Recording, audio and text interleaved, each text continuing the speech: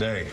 So every day we start fresh because we can't affect the past, but we damn sure can make a difference today. Welcome to episode 75 of Shop Talk. It's Kari. And Jennifer. And we are back with a recap of the latest episodes of The Rookie and The Rookie Feds. These two episodes gave us some intense storylines, but we also had some relationship progressions for some of the characters. So that was nice. It was a little bit, there was like a good balance, I feel like. Yeah. Between the two. So first we have some news. We got a couple of newer episode descriptions for The Rookie and The Rookie Feds. Jennifer, you can start off with The Rookie if you want. So this airs next week. It's titled Daddy Cop. And in the midst of a heat wave and a citywide blackout, Officer John Nolan and Aaron follow increasingly large leads after they discover criminals hiding at the station. While on duty, Officer Chen makes an alarming discovery after being called to the scene where a pungent smell has wreaked havoc. Meanwhile, Lucy and Harper scheme to get Tim out of his new job and into a more exciting position. There's a lot to unpack here. Also, if you saw the promo, it looks like Kelly Clarkson is guest starring, which will be really fun. She's probably just going to be like in the, I don't know, one or two scenes or whatever, but yeah. But yeah, like the promo showed Lucy and Tim and really everyone else being like, I don't know, roughed up. Like, yeah, I mean, like literally everyone was in that elevator. Well, I mean, I'm sure they didn't actually film in an elevator, but like everyone was in that space. Yeah. Poor little Selena is like behind, like in between like Aaron and Lucy, and she's just like hidden. Yeah, I literally didn't even see Lisette in the promo. Yeah. Yeah, and in the promo, Lucy was like, I love your music. Mm-hmm. Which my friend Holly had pointed out that it's like the first American Idol winner and the first Canadian Idol winner together. And I was like, oh my gosh, yes. I mean, I don't know if Melissa will see it like that. Right. But definitely. That's good. So, I mean, I just want to know more. Like, I just want to see this new job that Tim has. And like, I want to get him into a more exciting position. I don't know. I guess we'll see. Yeah, because I don't know what that could be. And I also just, the way they say like Officer John Nolan and Aaron, I'm like, okay, like say Thorsen or yes, I don't like. And then they say like or not. Yeah, and then they say like Officer Chen, but then like later it's like Lucy, Harper, and Tim. I'm like, why are you using Harper? Use Nyla. Like, I don't know. They're inconsistent with their naming in these, but I mean, I get it because you want to vary things up. But it just somehow doesn't really work all the time in these things. But. Yeah. Also in the promo, Tim asks Lucy your place or mine, and she's like, well, if we're gonna do this, like we need to do it right. So I mean, Chenford is doing things pretty much. They're doing things. Yeah. It's fine. Yeah. I'm not ready to spiral at all. Literally, I need like another good Chenford brain rot. I mean, not that I'm saying, because yes, that would be good if that would like happen for them. I just feel like since their first date was like ruined, I feel like with the blackout or something, like I just feel like there's another like wrench to be thrown in their plans, which would suck, but but it's TV, like nothing is ever perfect. But if it does happen, more power to them. I'm sure we'll be like freaking out if it does happen. I don't know. They're like on the 7:00 hour for Central Time. Like, I don't think that we're getting like a full on, like sexy time scene. I think if anything, they'll just like lead us to it. I mean, The Rookie has never really done that in the first place. So I don't know, but like a girl can dream. So AKA I can dream. But for sure. And then for the Rookie Feds, their episode's called The Remora.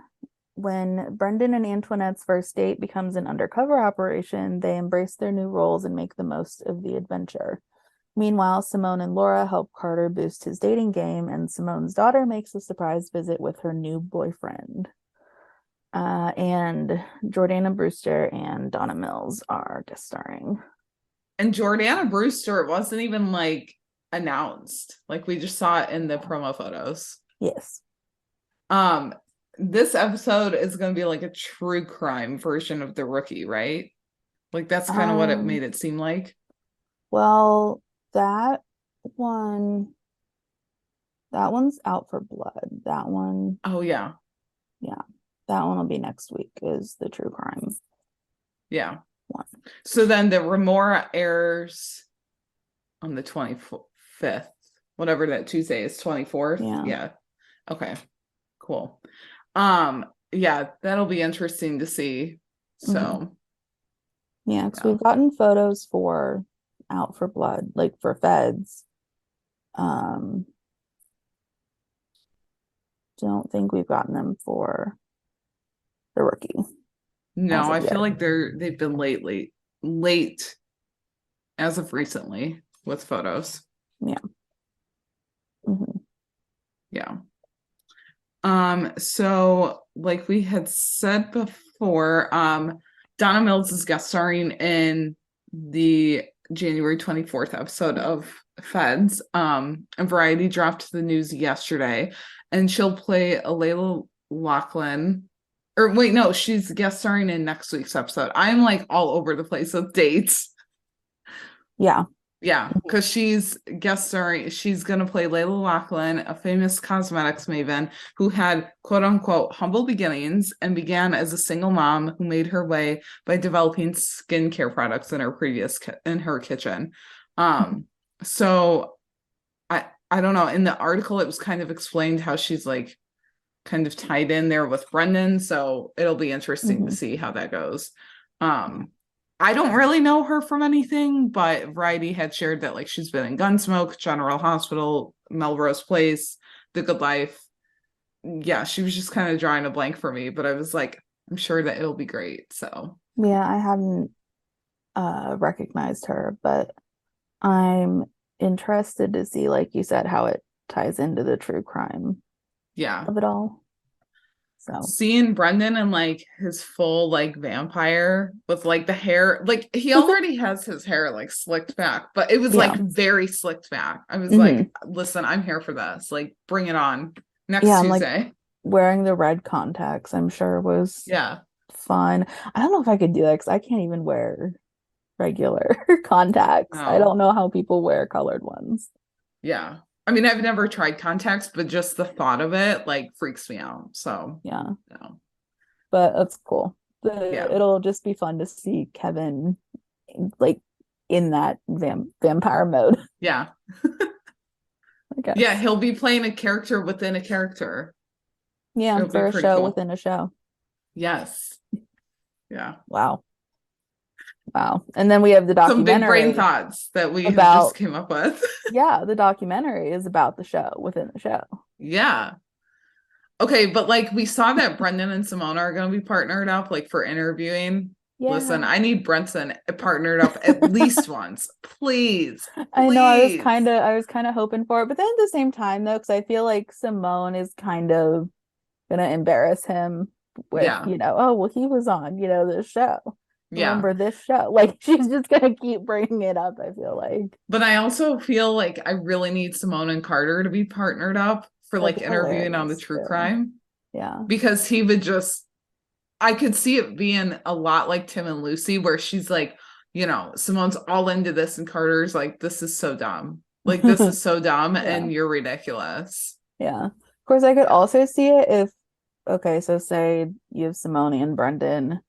So then if they had Carter and Laura, it would go over Simone and Brendon talking away and then just crickets. So then they'd cut away because neither Carter or Laura want to like sit down and talk about this. Yeah, I could see that as well. Yep.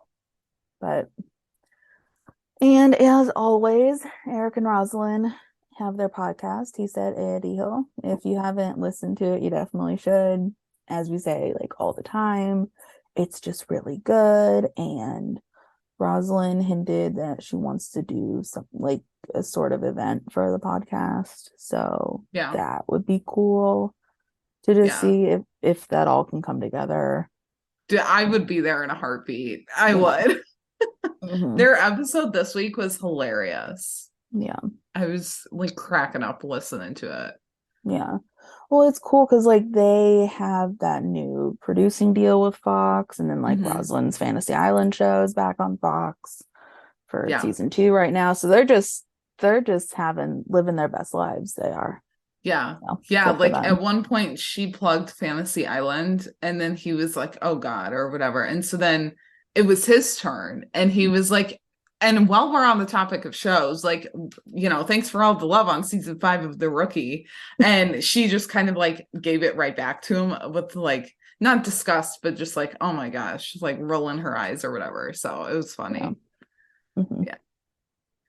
And then next Tuesday on January 17th, Jenna Dewan will be on the Kelly Clarkson show, and Kelly will be behind the scenes of The Rookie. So yeah, found out that little piece of news from my good friend Holly, who is a big fan.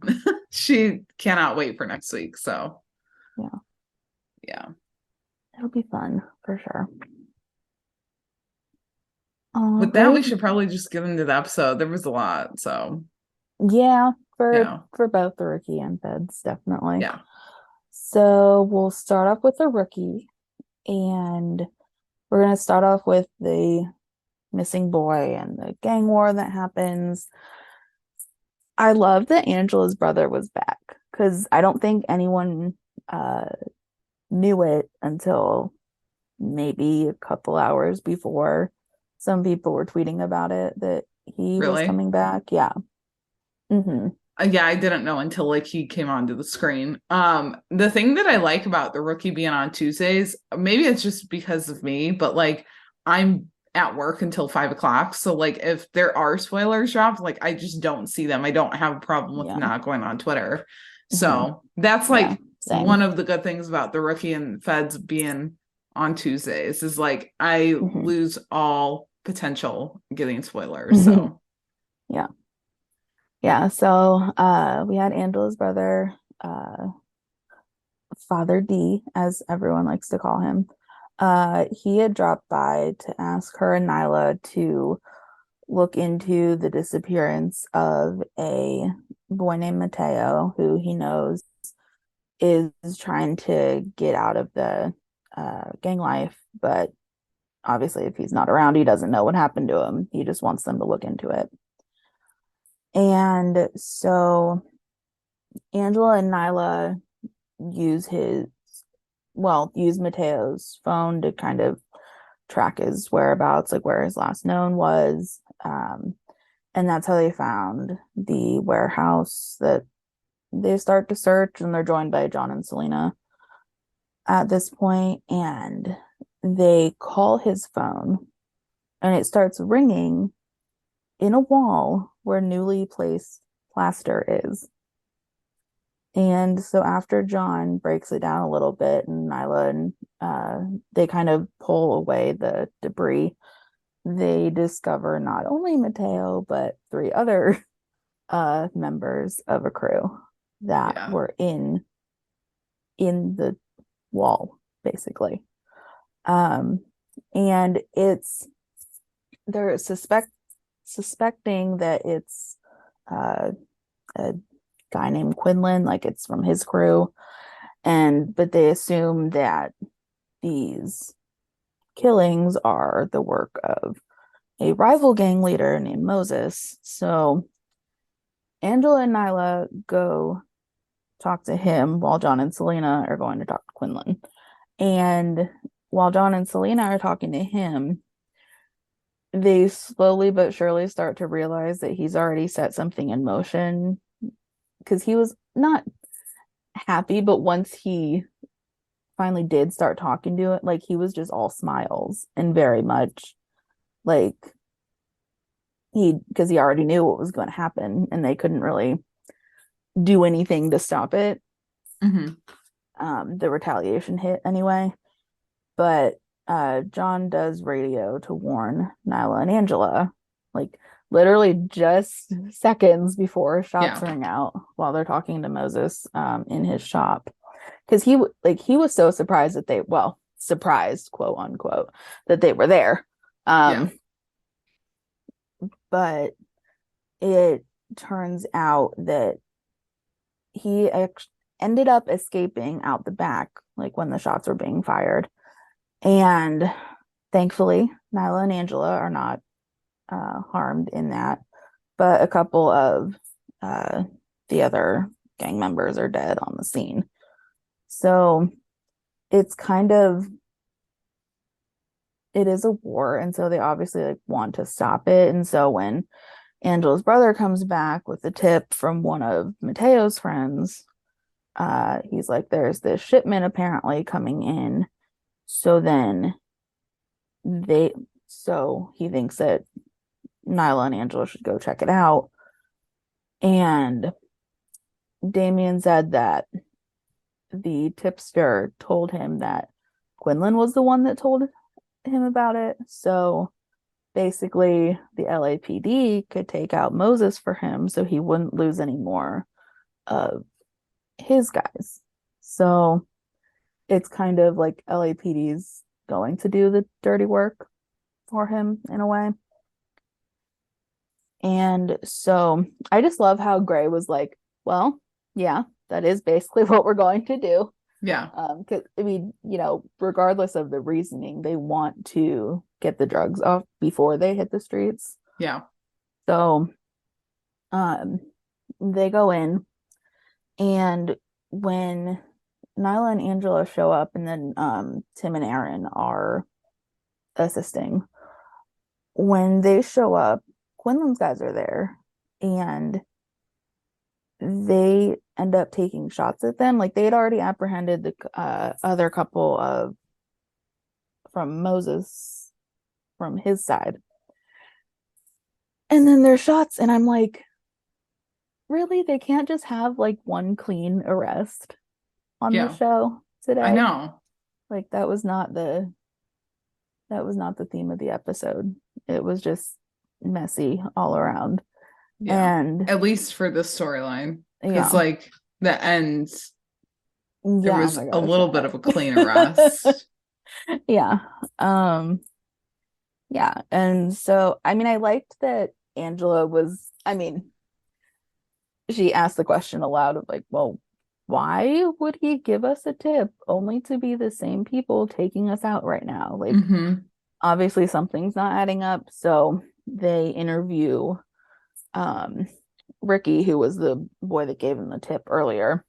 And so Angela and Nyla sit down with Damien and Ricky, and he is originally very hesitant to tell them who tipped him off. But he does eventually tell them that it was Elijah, as in Elijah Stone. And it turns out that the surprise, that Moses was having was pretty legit, considering Elijah orchestrated the whole thing to turn the gangs against each other so he could kind of reclaim the territory without any like effort really on his part.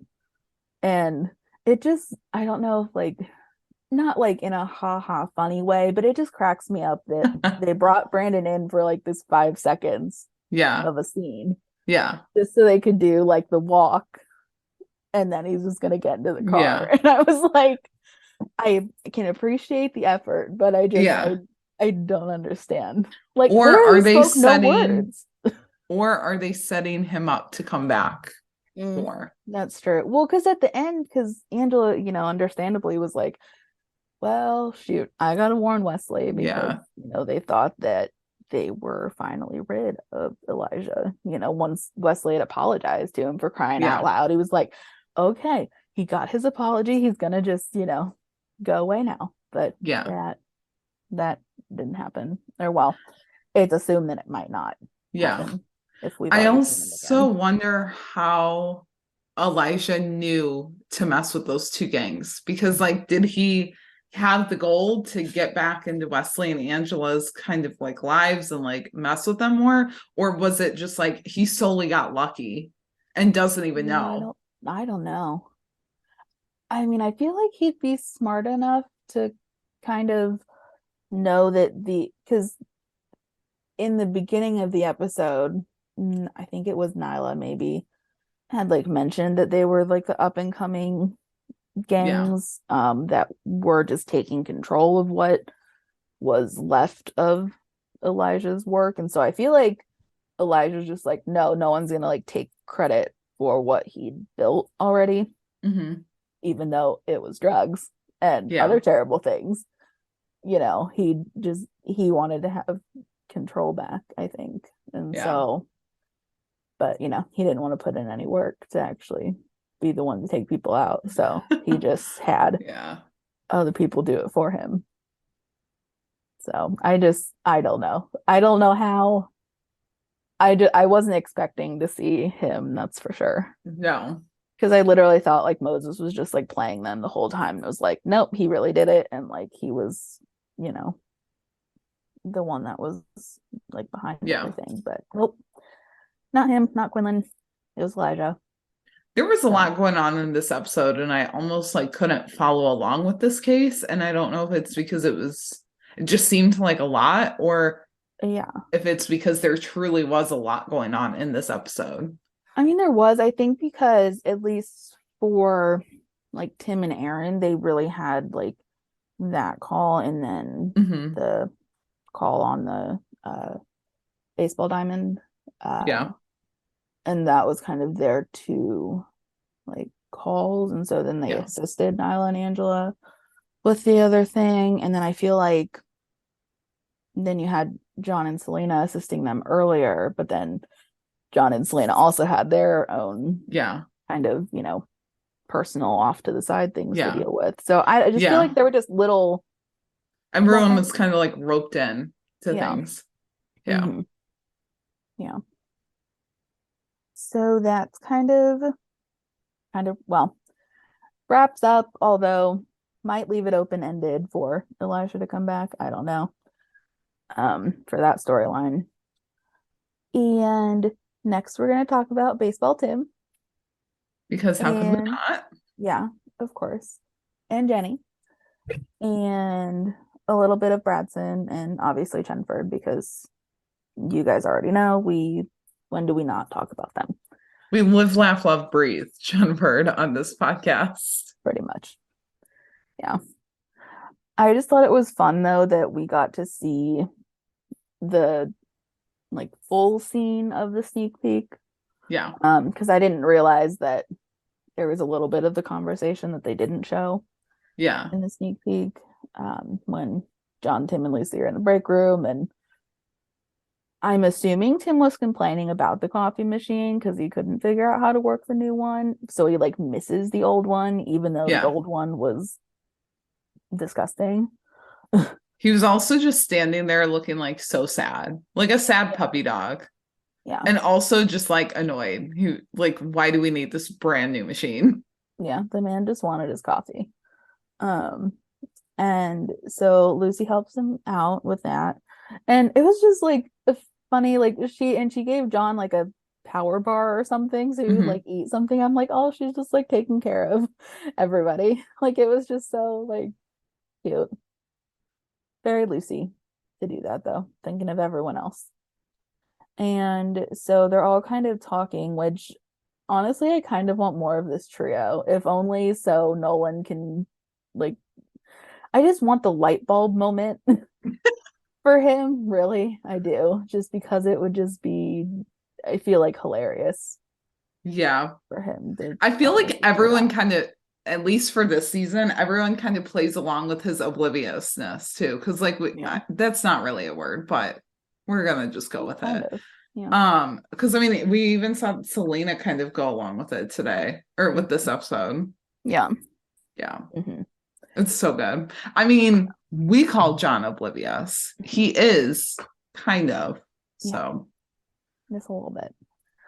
I mean, yeah, I don't mean, because when he asked like what they were up to last night, Tim was like, nothing.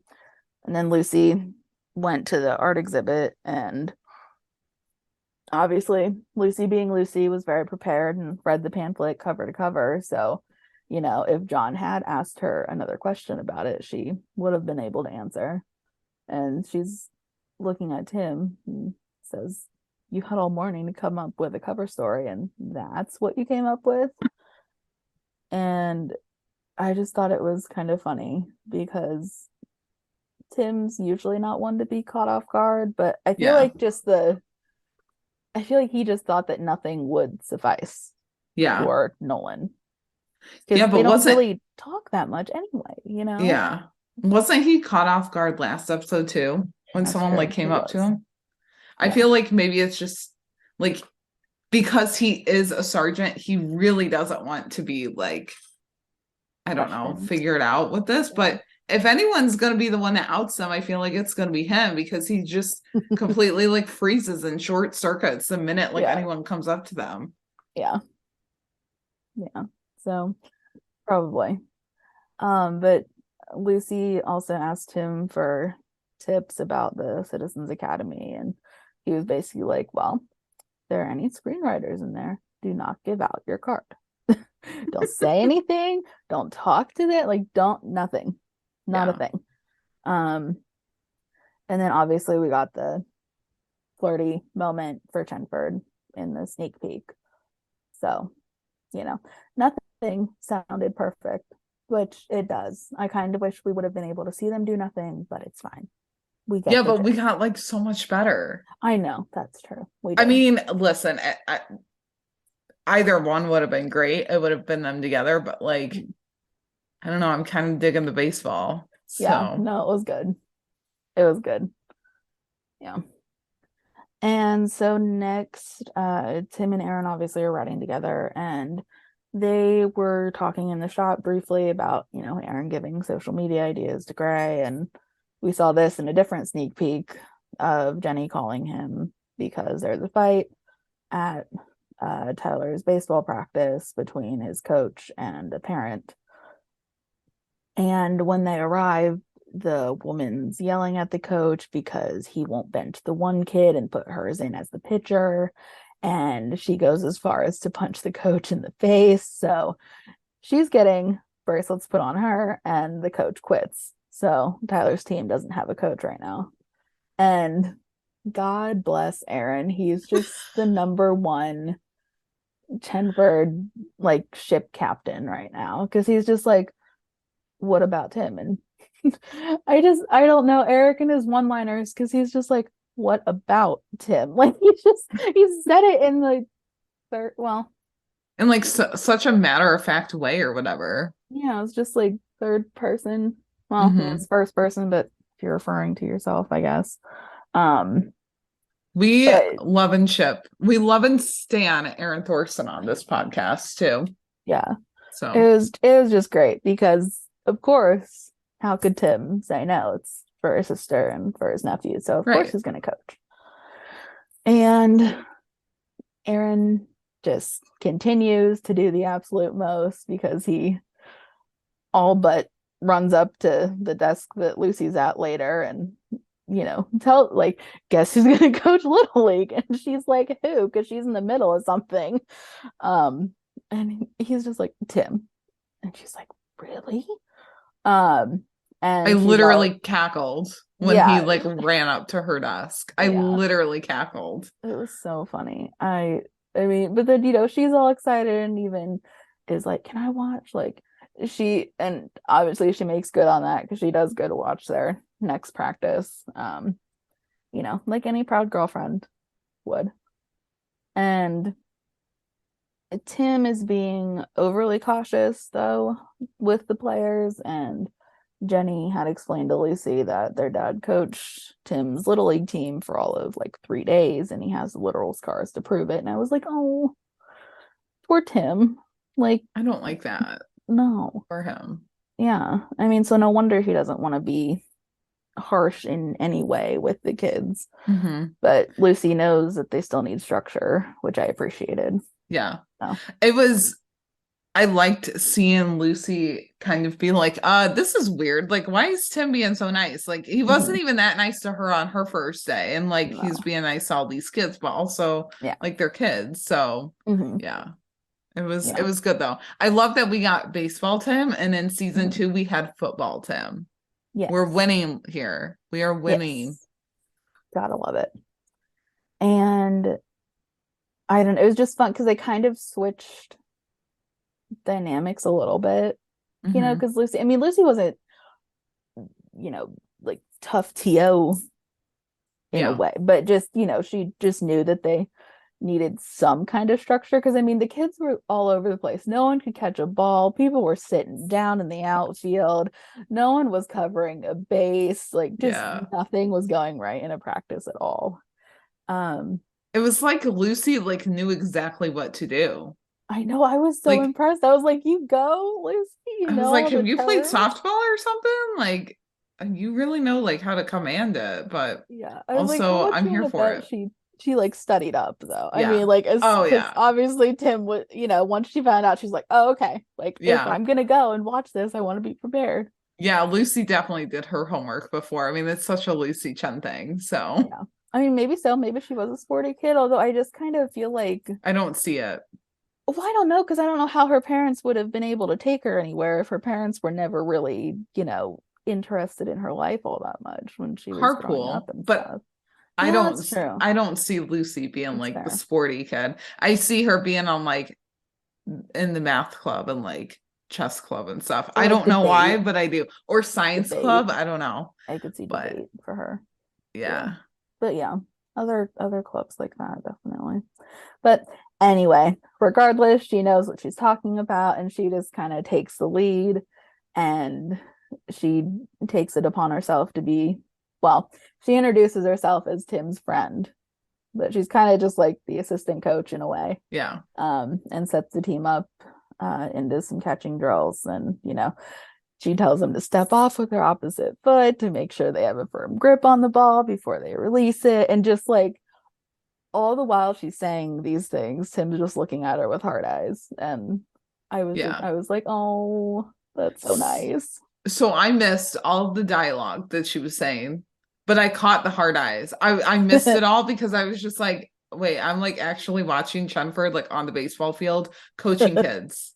I was like blacking out, but I was also like still like watching it with my own eyes. It was a weird experience. It was like out of body.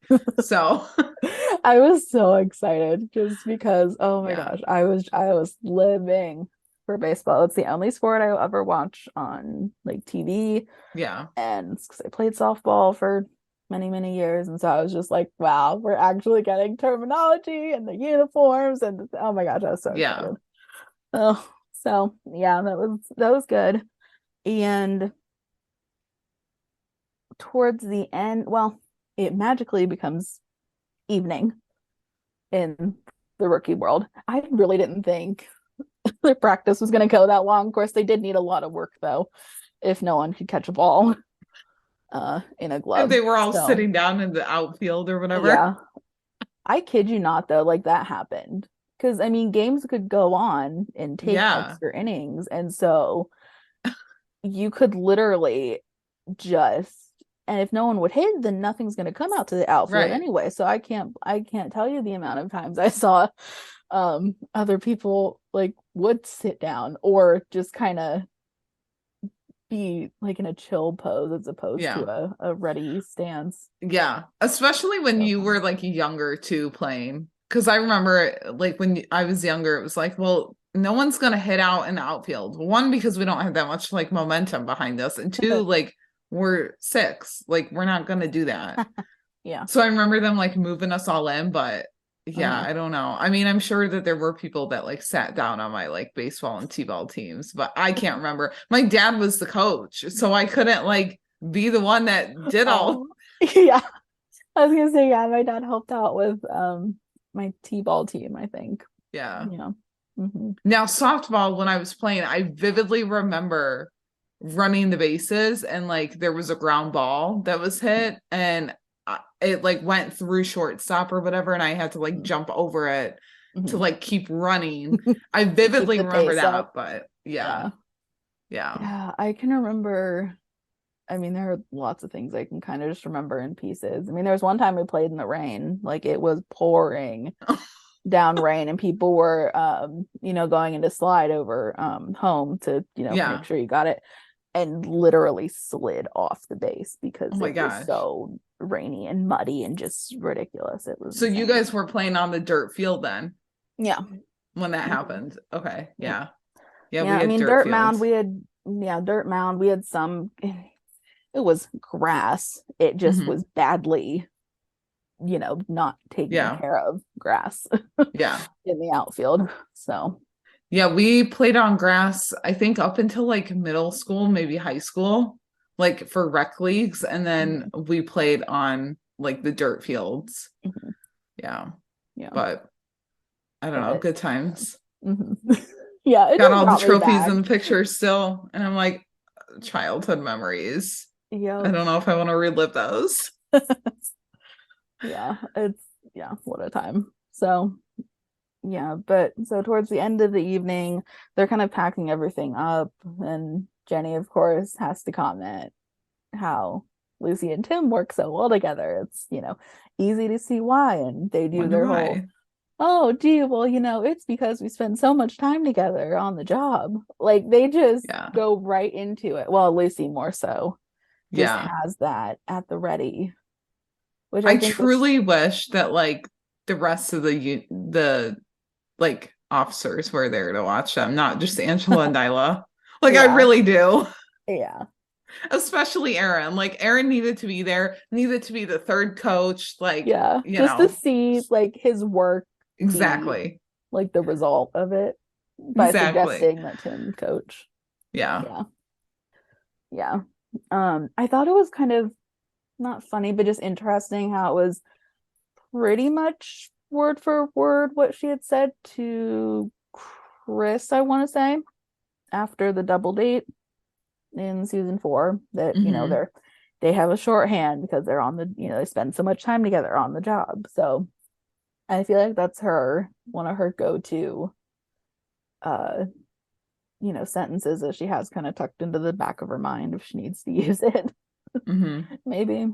But I don't know. I feel like, I hope we'll see Jenny more than just these couple episodes. So I'm hoping that we have a moment where she, catches on and we can like see it happen in a way. But Jenny had also mentioned that one of the other players, he was like excited that his dad was going to show up, but the father has warrants out on him. And Tim's like, well, if he actually does show up to the game tomorrow, then we'll have to arrest him. And so that kind of is like a downer on their conversation a little bit. But towards the end of the episode, though, it's all like happy and everyone's cheering, and we get to see Tim and Lucy decked out. And I think the team was the Grizzlies or something. Yeah. Okay. I was like, I hope I read that right. But also though, can I just say orange looks so good on both Eric and Melissa. Like it does. I wasn't expecting to see actual uniforms on that. Well, t-shirts, I guess I should say. And baseball caps and like baseball caps. And Lucy's curly hair. It was a whole look. The yoga pants, whole look. And they're, cheering on their team. And I just found it so funny that Lucy was the one to get kind of that classic coach vibe of like, oh dang, they always do this, and the I think one of the players had, swung too soon, so it was a ball instead of a, strike or a hit. And she's like, oh, he did it again. And Tim just kind of looks at her and it's like, be supportive. And she's like, oh, okay, yeah, no, good job, good try. And so she, she tries to turn it around. And Tim was kind of the one who was all chill. They totally switched dynamics in this. Yeah. They totally did. And I just thought it was just so cool because I almost didn't catch it though when Lucy was like, I got excited. And Tim was like, I know, like as they're clapping and everything's kind of happening because you had the noise from the actual crowd of people that they had and everything. And their high five that turned into a handhold, that was a good moment. I almost didn't catch either. I keep trying to catch it and I can't. Like, I'm watching them and I'm like, I don't see it. Like, I see the high five, but I don't see the handhold. Well, it's like very, very quick, and like everyone's focused on, they think that Tim like had something in his hand. Money. My friend had noticed that because I was like, yeah, like his thumb is like all weird in the high five. Yeah. And my friend was like, because he was giving her money or something. Hmm. I don't know. I missed that too until like after the episode. I couldn't tell what it was because some people were saying money, though I saw other people were saying it was like a bandage like on his hand. I don't know what. I don't know. I was truly just watching the scene and I was like, we're getting more Chenford. Like, I really can't believe this. Yeah. I'm just trying to think of what else because I'm like, coaches don't really need whistles in baseball, at least not, to have on them at all times. So I don't know what it was. I think someone literally asked Eric and Melissa though on Twitter. Like, really? If they could actually let us know what the heck it was, because people are very curious. And honestly, I kind of want to know too. Same. So.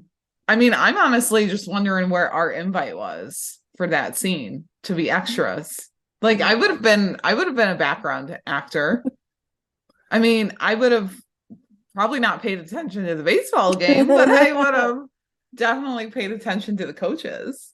Yeah, I couldn't believe that we actually got not only a practice, and we got to see part of the game. Like, that was just cool. And we did get behind the scenes like today, and I wish that we would have gotten some of that, but I'll take what I can get. So they were like the funniest. Like, in 3 seconds, the rookie account captured Eric and Melissa just perfectly because she wants the other bat and he's not giving her the other bat. So they can hold him up to take the freaking picture. And he didn't give her the bat because she's holding the same one in the picture before. Yeah.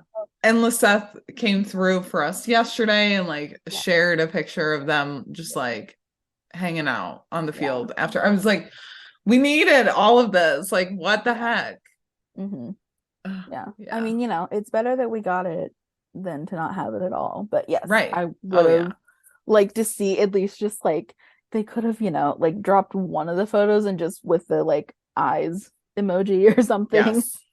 I don't know. Because they did that for something similar when, it was turned out to be Dim/Jake, but everyone thought it was Tim being arrested.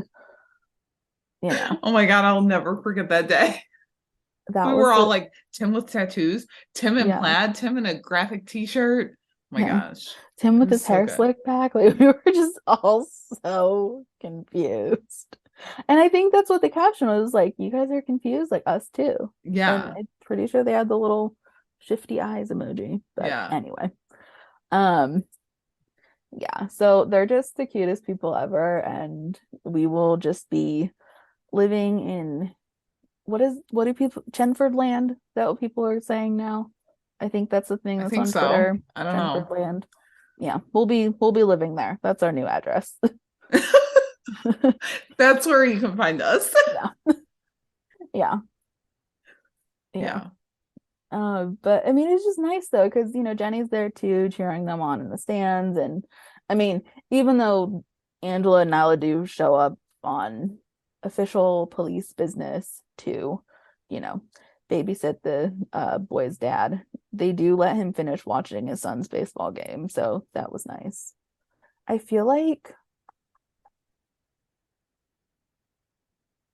I'm trying to think. I feel like it was similar. I think it was a season 1 episode where might have been Angela and John were partnered up, like the switch up episode, and she let the dad finish the quinceañera.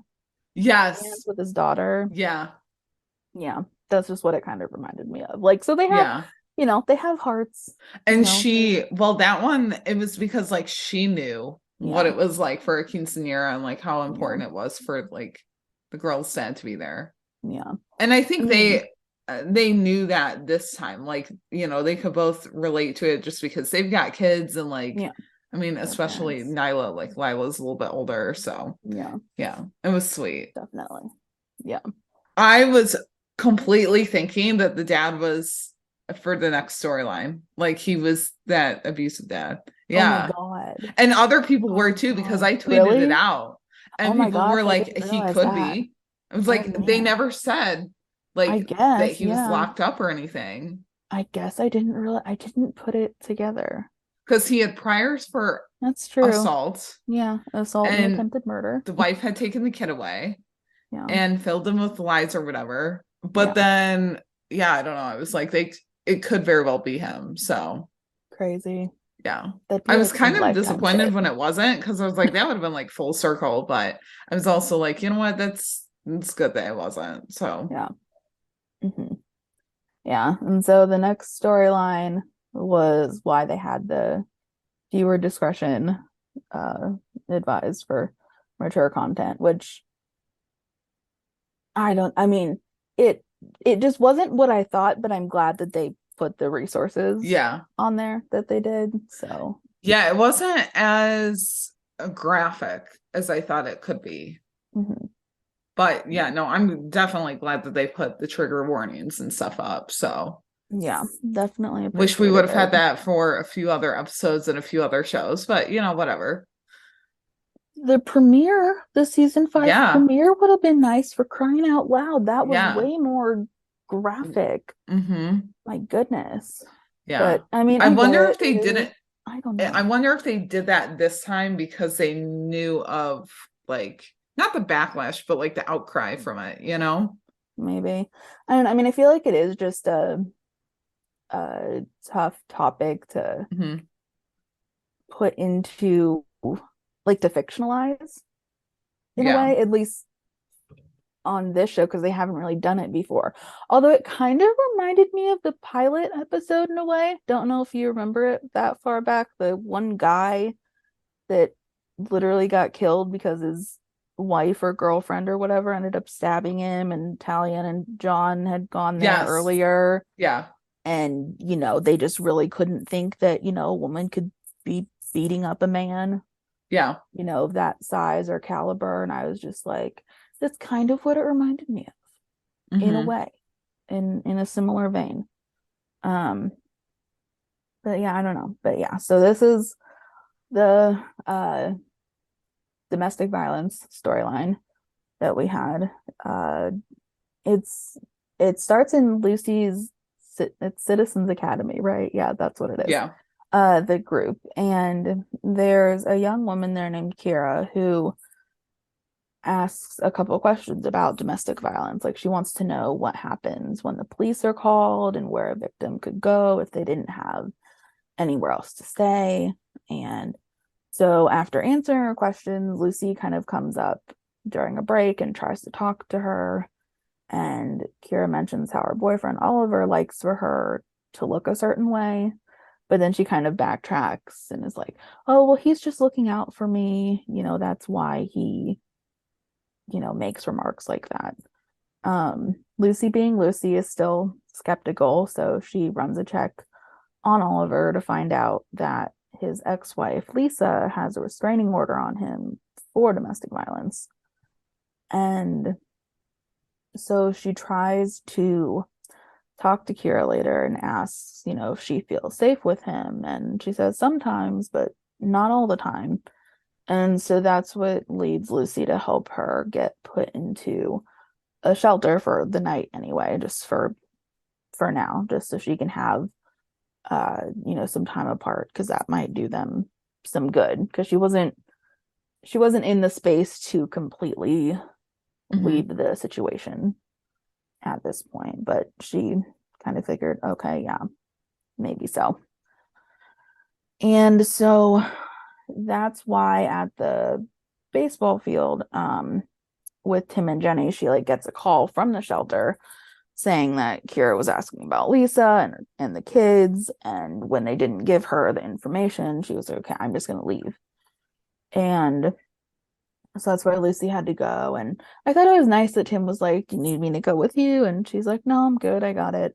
Yeah.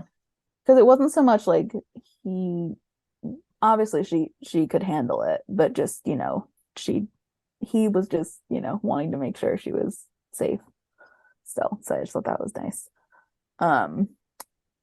And so when Lucy finds Kira, she's waiting for Oliver to pick her up. And she's going on about how Lisa was the one to blame for him getting his kids taken away. And obviously this is I guess I don't know if manipulation is the right word, but just she's kind of been lied to numerous times in many different ways of how, everyone else is to blame for this guy's problems, but himself. And Lucy tries to tell her, the truth about things, and tries to get her to stay. She even, flashes her badge when he pulls up, but Kira still gets into the car and drives off with him. So towards, I guess, like the back half of the episode, Lucy and Tim end up asking Wesley for some advice from a legal standpoint, but there's not much they can do except keep circling back until she's ready to get out of the environment. And so that, she knows that they'll be there for her whenever that is. And I mean, it's just like a tough situation all around.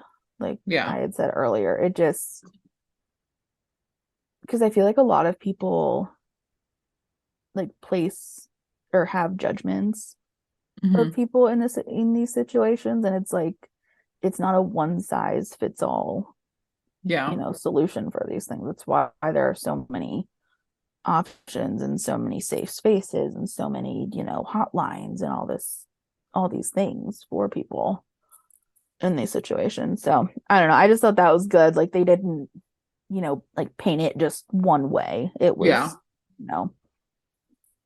they do what they can do. Honestly though, I was kind of surprised that Kira called Lucy in the next scene that we got with them. I really didn't think that it was gonna escalate to what it did. But Lucy's out on patrol, and Kira calls her, and we see, well, it like cuts back over and we see that Oliver's like throwing things around the house. He's yelling, he's obviously angry, and now he's turning his anger on Kira and thinks, oh, I can't be with the kids now because of you. And when Lucy arrives, she sees that Oliver's holding Kira against the wall by the neck, and she orders him to let her go. A fight ensues between Lucy and Oliver, but she eventually takes him down and places cuffs on him. And then the next thing I also didn't see coming either, because I didn't actually watch live, and I don't know how I didn't see any of the tweets that Jennifer tweeted for Shop Talk, but I did not somehow. So I literally was going into it with nothing. All I saw were the Chenford like baseball pictures. I didn't see anything else before I sat down to watch. Because that's really all that was circulating around Twitter. That's really all that mattered. Not to say that anything else should have been lessened in this episode, but like, I mean, Chenford kind of like takes over the fandom, and the rookie knows that. Like they know that. So yeah. And so Lucy, starts to turn around, and Kira puts a gun on her. Okay, so I just have a question though. Was it Lucy's gun, or was it just Kira had a gun of her own? Like, because I didn't know if I didn't really think it would fall out of the what is it called? Holster? Yeah. Because I know, Lucy did take quite a few, hits. Yeah. In the fight that she had just had. So I didn't know if it didn't look like her gun, but I don't really know because I can't really. Didn't he have a gun? Oh, did he? Maybe he did. I don't know. But like she walked in with her gun out. Yeah. But she wouldn't have put it down. I wouldn't think so. Like onto a table. I think she holstered it again. I don't think it would have fallen out of the holster though. Yeah. I wouldn't be surprised if Kira did have a gun or, I mean, even Oliver, then she was just going to use that. Yeah. And so then, Kira's saying how Lisa's to blame, but, Lucy's like, well, Oliver lost his kids because of Oliver. Like that, not anyone else. And, she was trying to talk Kira down, saying, if you do this, like you're gonna, it's just gonna ruin the rest of your life. And so eventually she does drop the gun, and Lucy place her in cuffs as well. So I don't know. Like I said, I wasn't sure what to expect with the viewer discretion warning. Yeah. I honestly thought that it was going to be something with the gang case and be just more bloody violence or something. Yeah. But yeah, I mean, it was good, I think, that the rookie tackled this. Yeah. Because I mean, it is something that sadly is still a timely subject. Yeah, So, for sure. Yeah. It was cool to see Amanda Layton. Yeah. She was on, well, some people might know her from The Fosters. That she was on Seth This was Is on Us as well. But yes, she was on. I was just gonna say she was on This Is Us for people that watch that show. I She's been had on seen other her, stuff too. I had seen her on Make It or Break It in the last season of that show. Oh my with gosh. Ellen. She played like the evilest little tiny gymnast. It was insane. I stopped watching Make It or Break It. I don't know why Anyway. or when, but I just stopped because I was like, nah. But she did, I mean, she looked the exact same. Like she doesn't really age at all. So it was cool to see her. And I know Liseth had posted an Instagram story, I think, with her. So it was probably fun for them to kind of reunite, even though they didn't really share any scenes. But just to be on set. She was in an episode of Good Trouble playing Emma again. Yeah. Fun. Yeah. Love that. I feel like I've seen her in something else, but I can't quite put my finger on it right now. She was in the Cheerleader Murders. Oh my God, that's it. Thank you. I just named that off. I was like, oh my God. There's like a 50-50 chance that she might know this, but I don't know. Yeah, it was a Lifetime movie. Oh my gosh. Oh man, you want to talk? Oh gosh, you want to talk about bloody? Ugh, that movie was. She was in the movie Chance with Matthew Modine in it. I don't know, but that one I don't know. But yeah, the cheerleader. Oh my God, the Cheerleader Murders. Wow. Yep. Yep. I love like when you like can recognize an actor from something different. Like I don't know. At first, I was like, she looks familiar, but I can't quite place her. And then I was like, oh, that's Amanda Layton. So yeah. Well, and I didn't realize that Elijah was back in this episode until I saw Brandon's name in the opening credits, and I was like, okay, when is he gonna come back? When is he gonna come back? It's like literally 10 more minutes. We still haven't seen him. I was so confused. But yeah. So that kind of wraps up that storyline. Last but not least, oh my God, I don't even know what a word is for Bailey and John's storyline. I don't know. It was comedic. I mean, yeah, but it was so like just it was the most weird. Random thing. Like I seriously thought it was just gonna be like they were actually gonna be a nice older couple or whatever that they were dealing with, but no. I feel like it definitely spoke to their personalities more. And I was like, I mean, this is on par for them. Like, I don't not see this happening because they are both like super nice. And like, they both would be like, it's fine. Just skip rent or whatever. And of course, Selena like was all up in the middle of it. And she's like, no, this is ridiculous. Oh my gosh. Yeah. She did not hesitate to give her opinion. And it was just great. So Aaron is like Chenford's number one stan right now. Yeah, Selena is basically Balin's number one stan right now. Like pretty pretty much. much. I mean, Yeah. Balin's like already together, and but Yeah. Selena's always just around with their storylines, which like I Yeah. love it. Don't get me wrong, but yeah, Yeah, it's so funny. I love It's it. so funny because like Nolan was never, I mean, well, let's see, we didn't really get a like personal life story for Talia when she was in the first season. So like Nolan wasn't really, around for like that as a rookie. I mean, he was definitely a part of like Nyla's storyline in season 2 with Yeah. Lila and everything.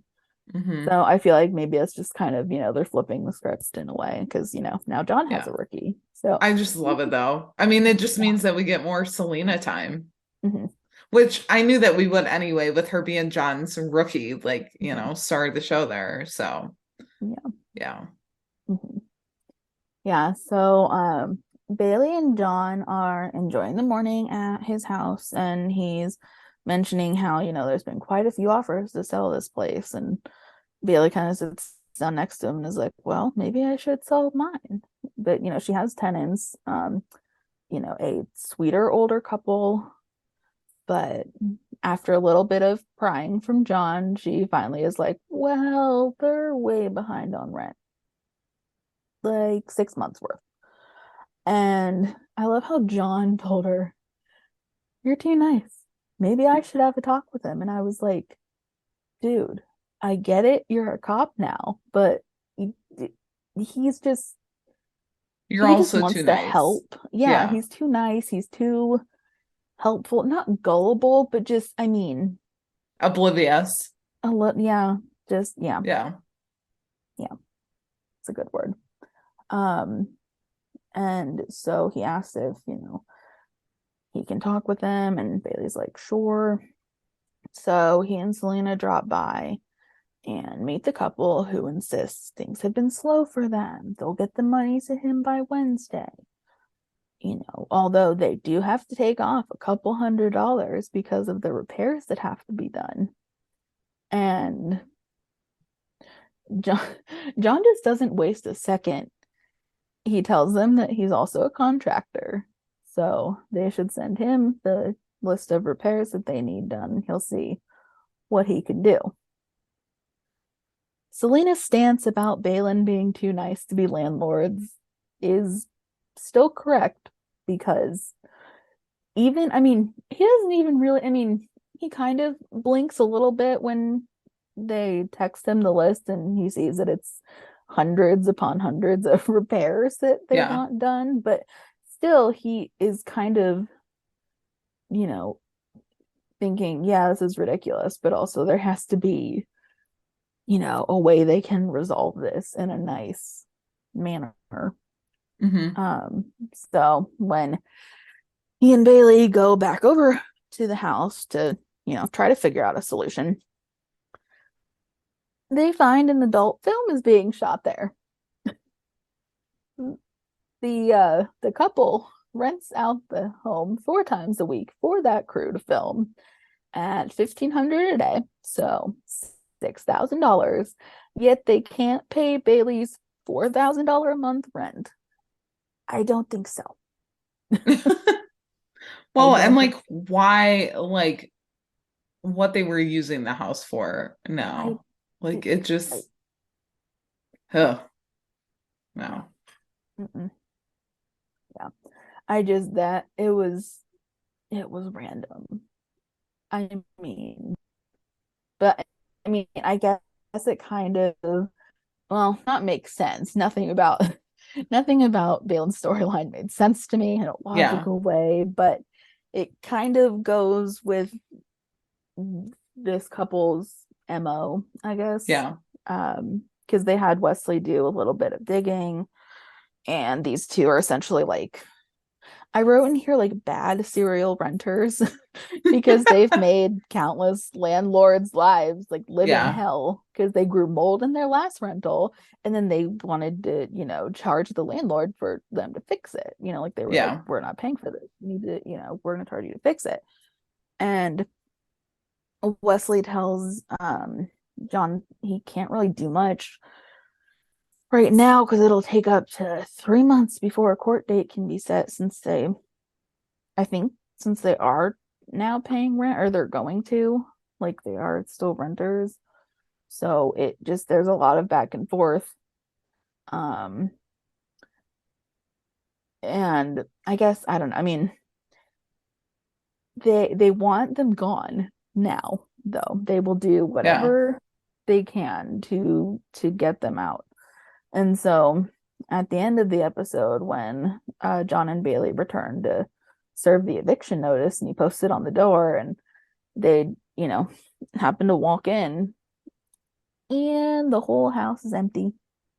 Besides for Bailey's bed. That's true.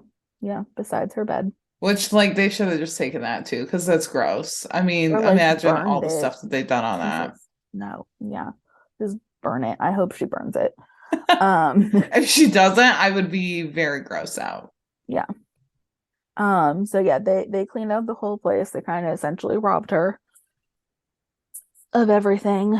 But Bailey chooses to look on the positive side, and that place represents her old life. Her new life is with John at his place, and it's like, yeah, they're in a good place right now. They finally, she has pretty much all her stuff over there anyway, so I don't understand why she even had that property. Yeah, like why she still held on to it.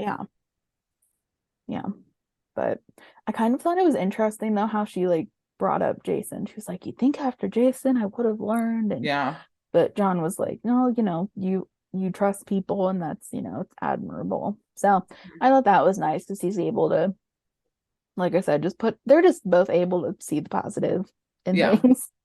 Yeah. So it works for them in this case. So yeah, that pretty much wraps up the rookie. Yep.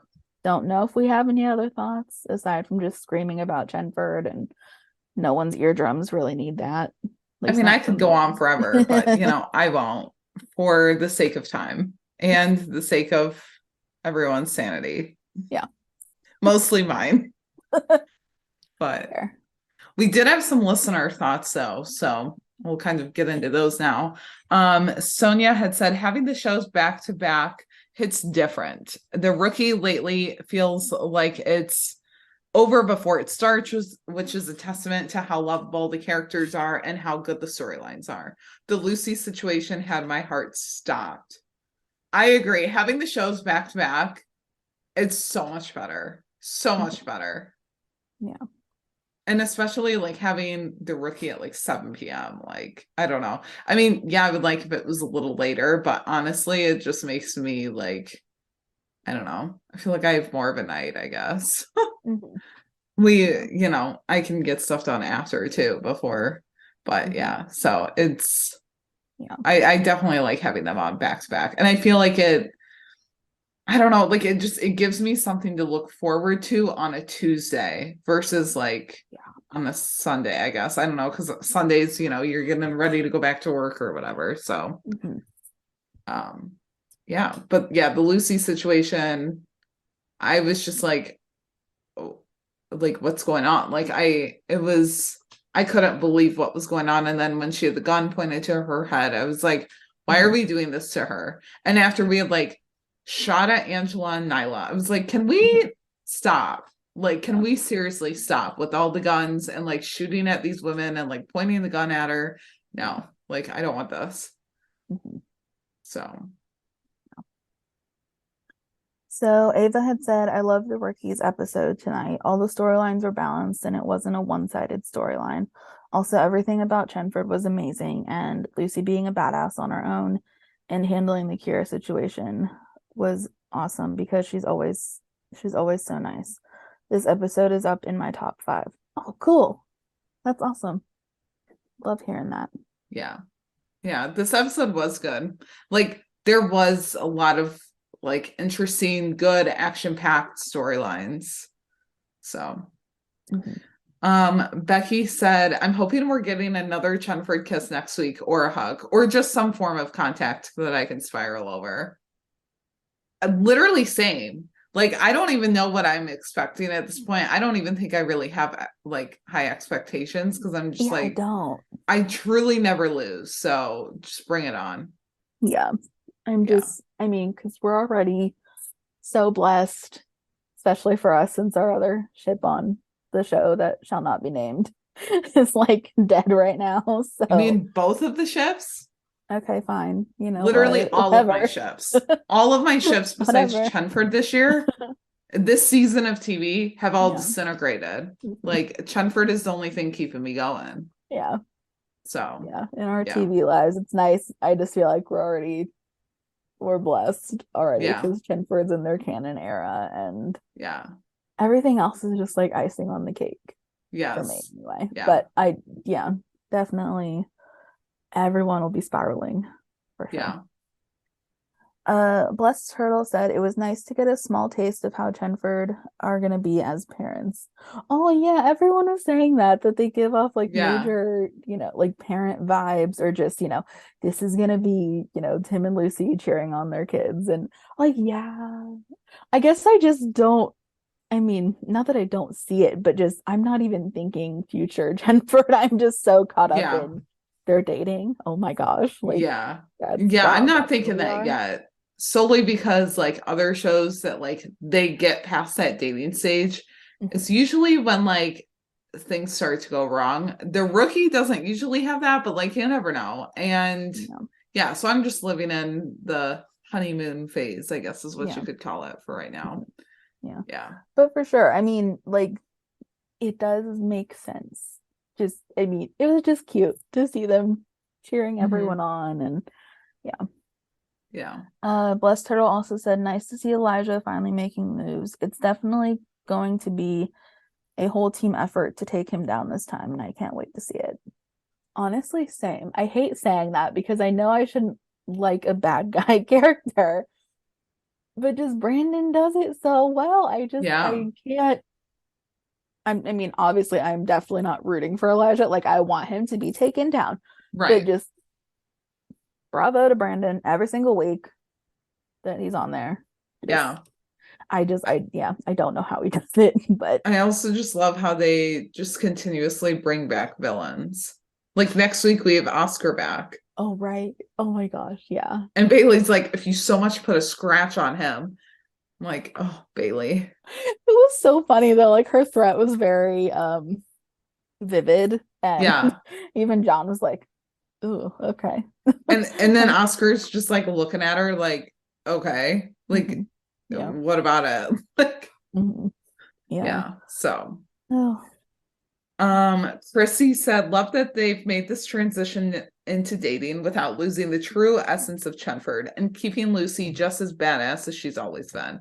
Their relationship is so mature and exactly what they both need. Can't wait to see how they continue to move them forward. Same. I agree with all of that.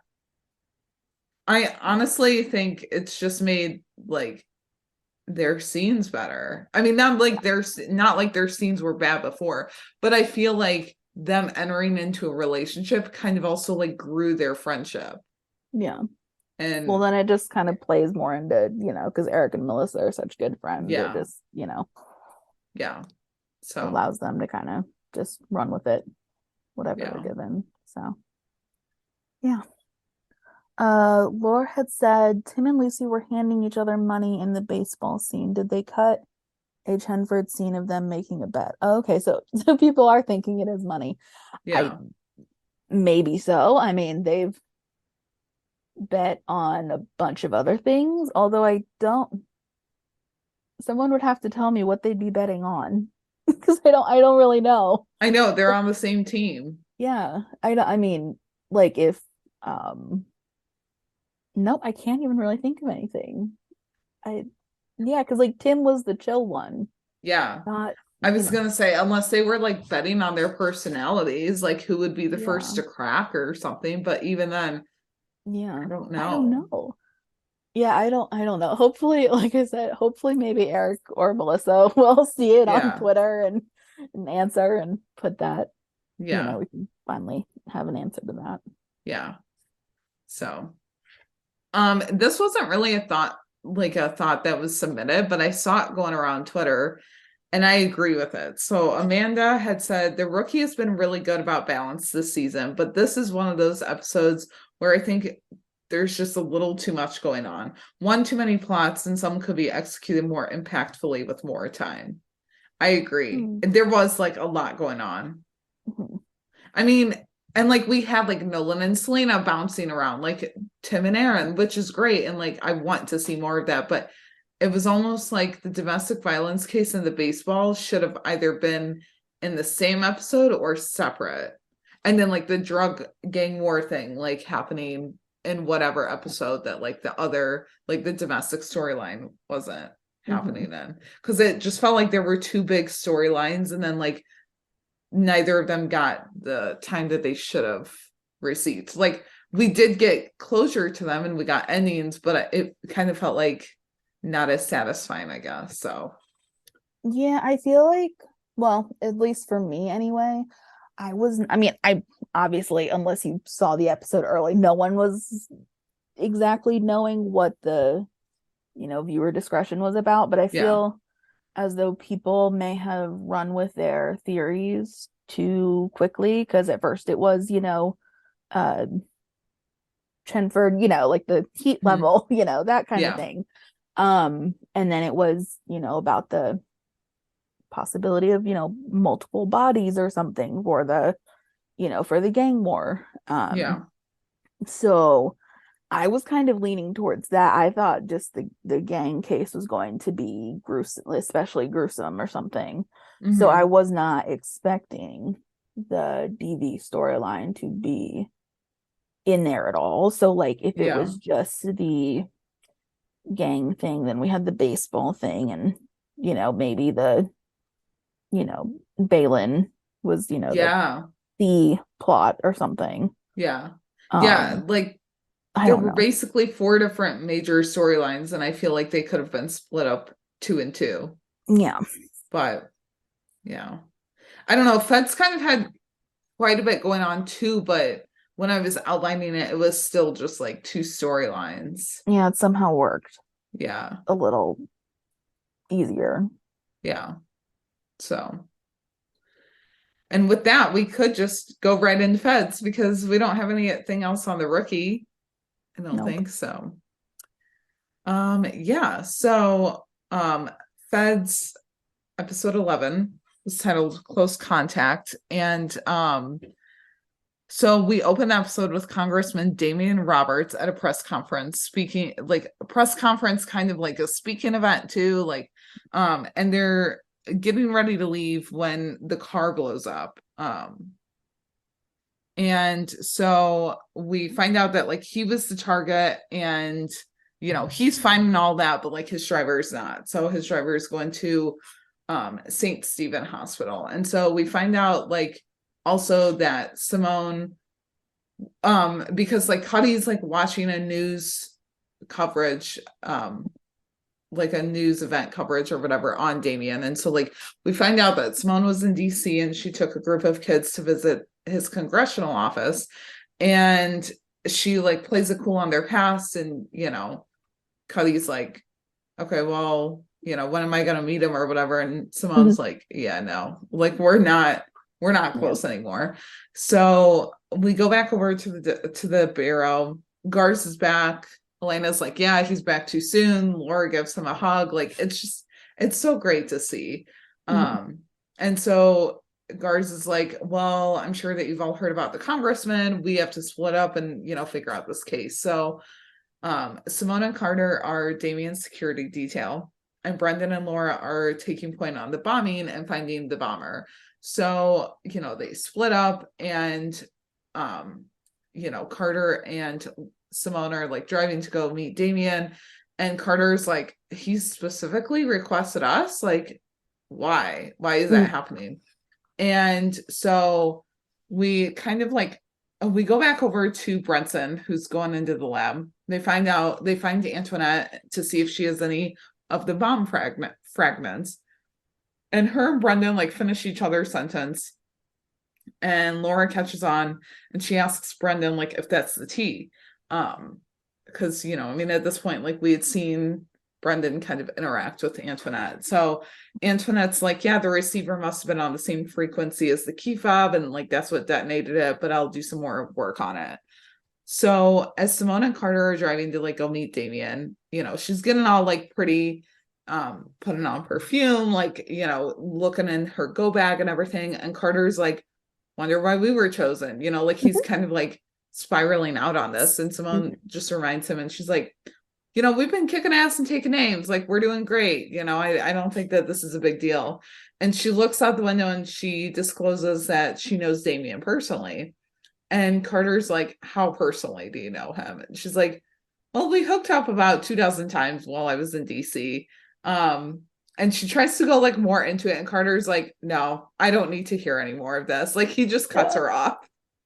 Yeah. I mean, Simone having a go bag there, can I just say, as someone who has like any kind of beauty product on them at all times, I can appreciate it. I was like, I understand. Yeah. But also like wrong time to be primping. Yeah.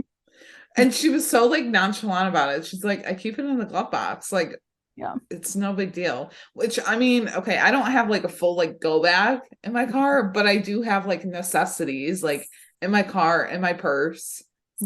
And yeah, I mean, you have to like do that if you need it. So hey, why not? So Carter's like, you know what, you need to be more professional. And she's like, when am I not? Like, it's fine. I'll keep my cool. So we go over to the congressman who's like talking to his team, and he has their support. And Carter like gives an update on what the unit is doing and like shares, what they'll do for him specifically. And so like as he leaves to, I think, go and talk to like Emma or figure out more about like what they need to do or something, Damien and Simone talk. And Simone's like, I know that you haven't forgotten about me. And like, there hasn't been a day that's went by. And so Carter like comes back and he's like, what's going on? And so Simone just like goes back to her professional Simone Clark self, and she's like, nothing's going on. Yeah, and that was a theme. Yeah. In the episode was yeah, nothing for sure. So Carter shares that they'll need the specifics on Damien's next event, like well before it happens. And Emma, who is his assistant or chief of staff, is like, yeah, sure, no problem. So we go back over to the bureau. Garza is briefing the team. Basically, Brendon, Laura, and like a bunch of other just like random people that we've never really seen. I mean, if we do, they're just in the background. So Garza's like briefing them on what they know, bringing up some bombing subjects, and who are credible in the LA area. And he's like, they all have means and access, like, these are our credible subjects. And so Laura shares the profiles that she's worked up, and like, she shares that the women are suburban armchair pundits, like, so they're kind of out. The doomsday prepper barely gets out in the sunlight, so he's kind of out. And then there's Teddy Booker, who could be the unsub because his word choice is very like immaculate.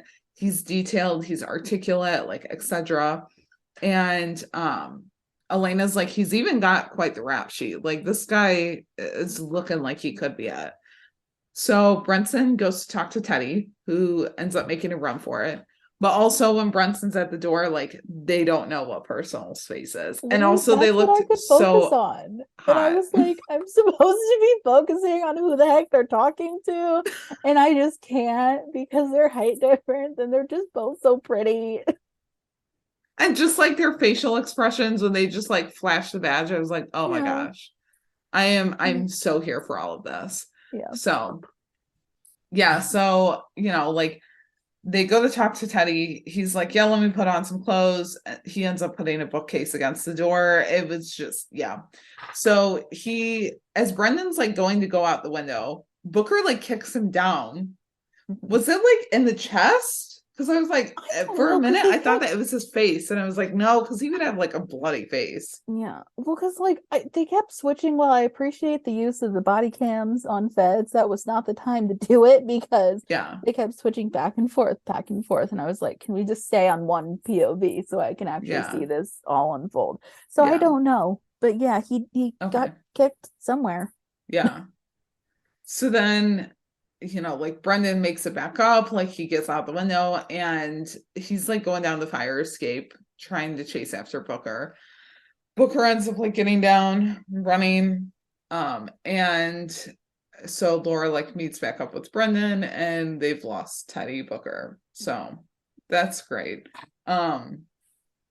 So then like we see Brenson is searching Teddy's apartment with like their crime scene unit or whatever.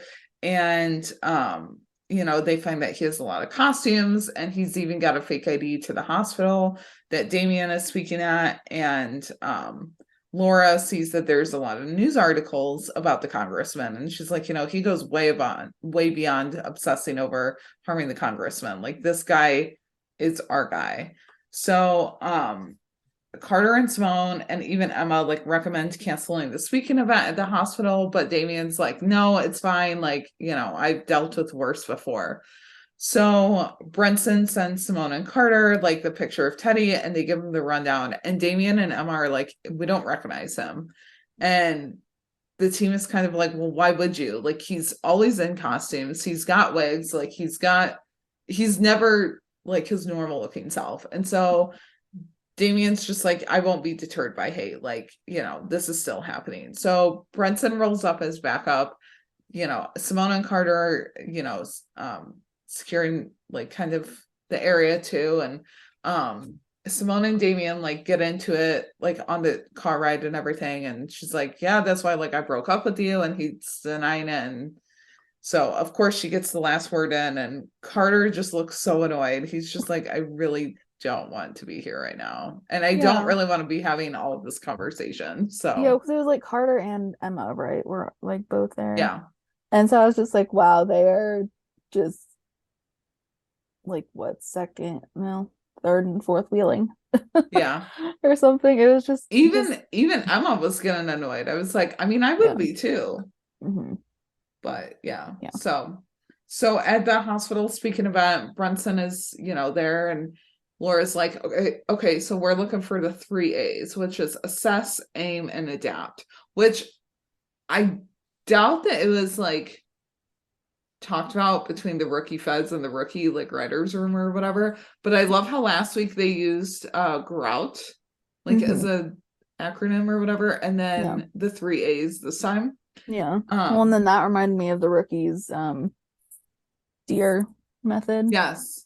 Yeah. Tim used. So so and then Laura like had Brendon assess the location. Again, they did not know what personal space was in this time. Granted, they had to be close because they had to like whisper and everything, but like they just didn't know what personal space was, which I thank them for.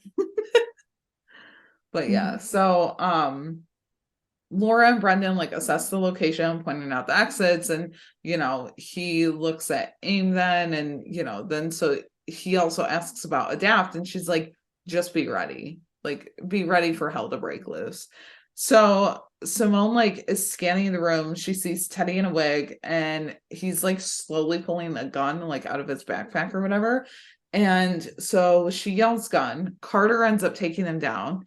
And Simone gets Damien out of there and like takes him to a safe location. But they get ambushed on the way. And so they're like handcuffed or whatever. And Simone's like, hey, Damien, remember what I told you in the bar in like DC or whatever? And so that kind of like clues him in that they're like going to work together to take these guys down. So then somehow like they start getting shot at. And Simone like fires one back with someone else's gun or whatever. And so, I mean, that's just like a badass move. And then she like picks up her earpiece and reports back. And like, she's like, we're good. Like I've got him and, everything's good. So we go back to the bureau. Garza and Carter are talking to Teddy Booker. And he's like, yeah, it's called the Great Reset. Like, kidnapping Damien was only the beginning. And he's like, the car bomb, though, was not me and my team. Like, it, we just wanted to film him recanting his radical socialist agenda. Like, killing him was never a part of the plan. So they kind of, they figure out that, like, they've got Teddy for like all of the stalking, all like the assassination attempts, but like they don't have him for the bombs. So Damien's like feeling the aftermath of the stunts from before, and like him and Simone are being a little flirty, and Carter and Garza like come in with an update and share that Booker denies being involved with the bombing. And Damien's like, well, is it possible that he's lying? And Garza's like, it is. One of the members of the Citizens Freedom Movement served in the army, but like the bomb was the work of an amateur. So either like they did it on purpose to confuse them, or someone else is behind this. Mhm. So Garza's like, we'll enhance security detail. Carter's like, just stay home, until all the viable suspects are ruled out. And Damien's like, all right, I'll cancel the rest of my day, but like, I can't do that tomorrow.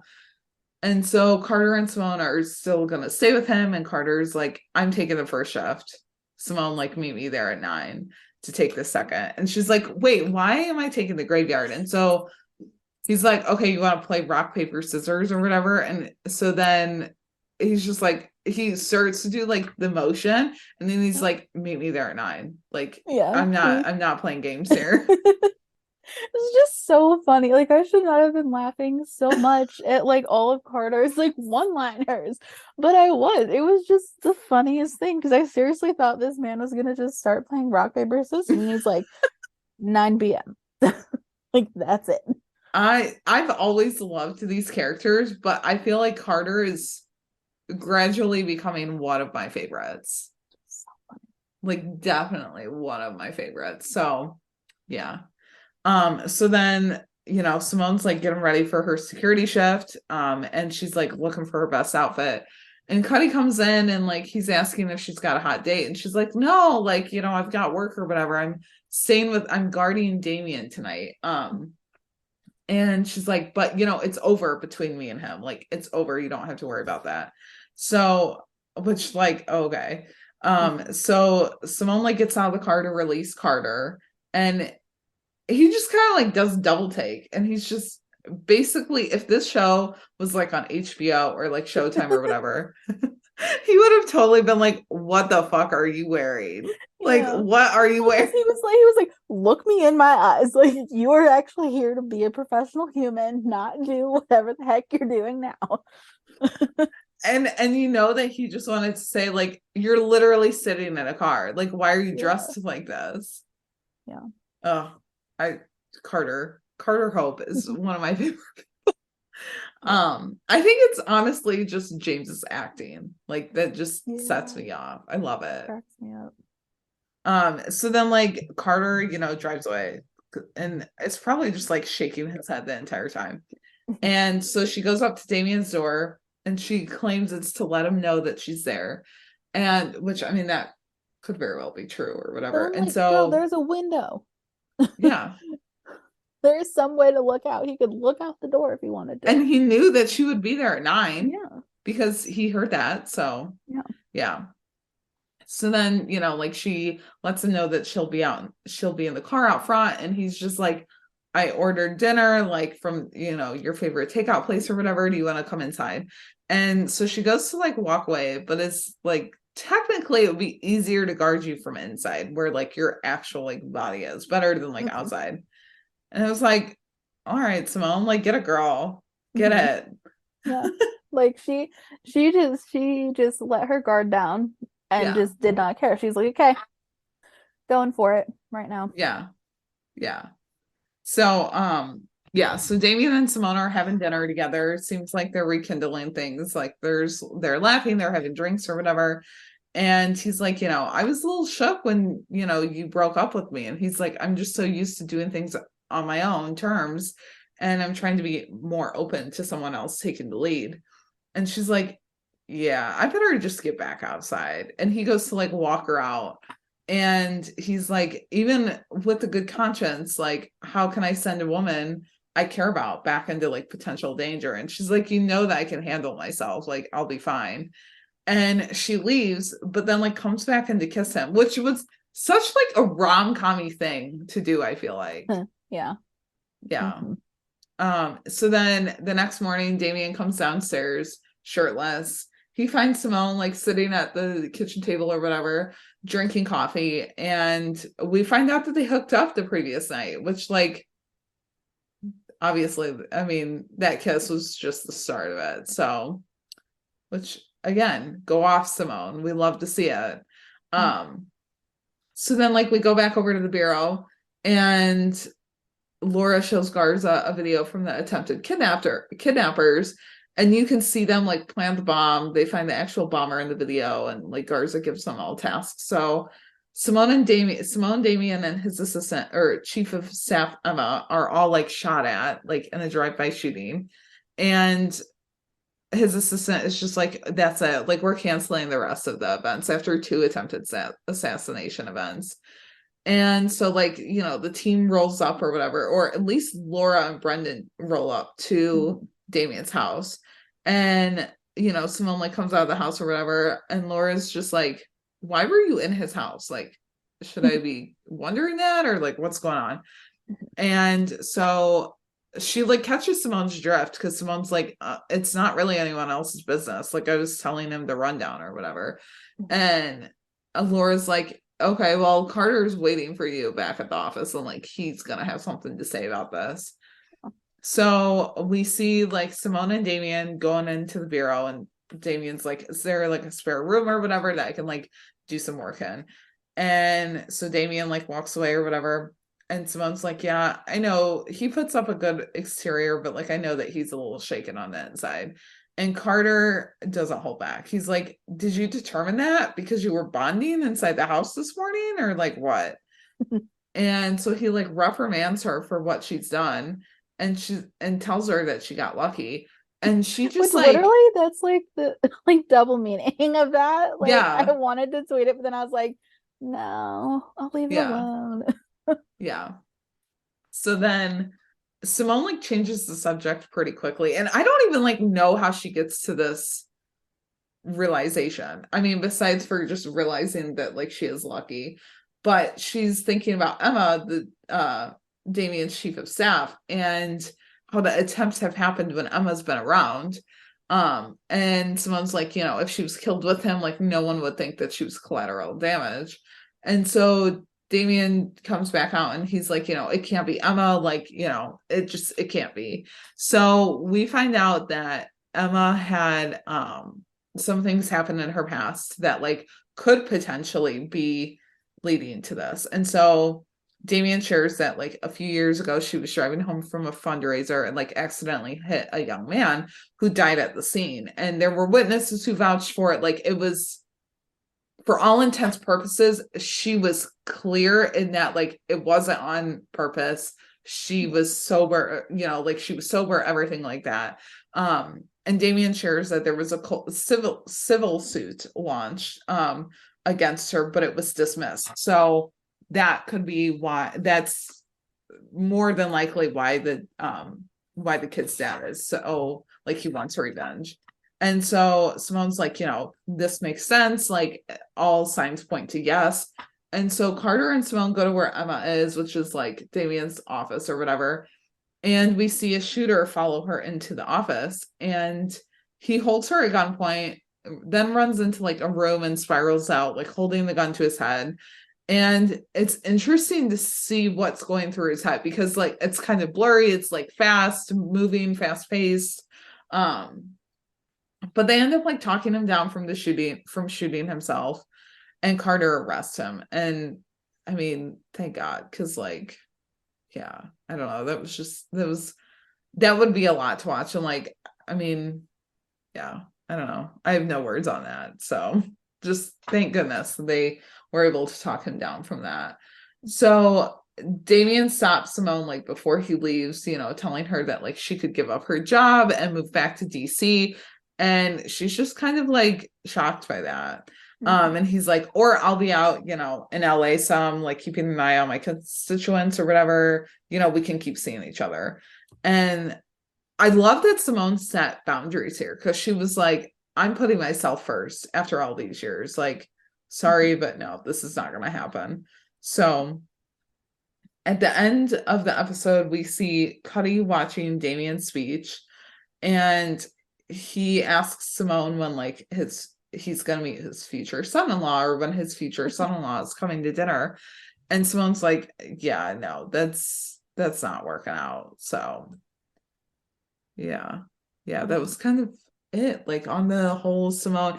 It was interesting to see her because we've seen her with DJ Dina.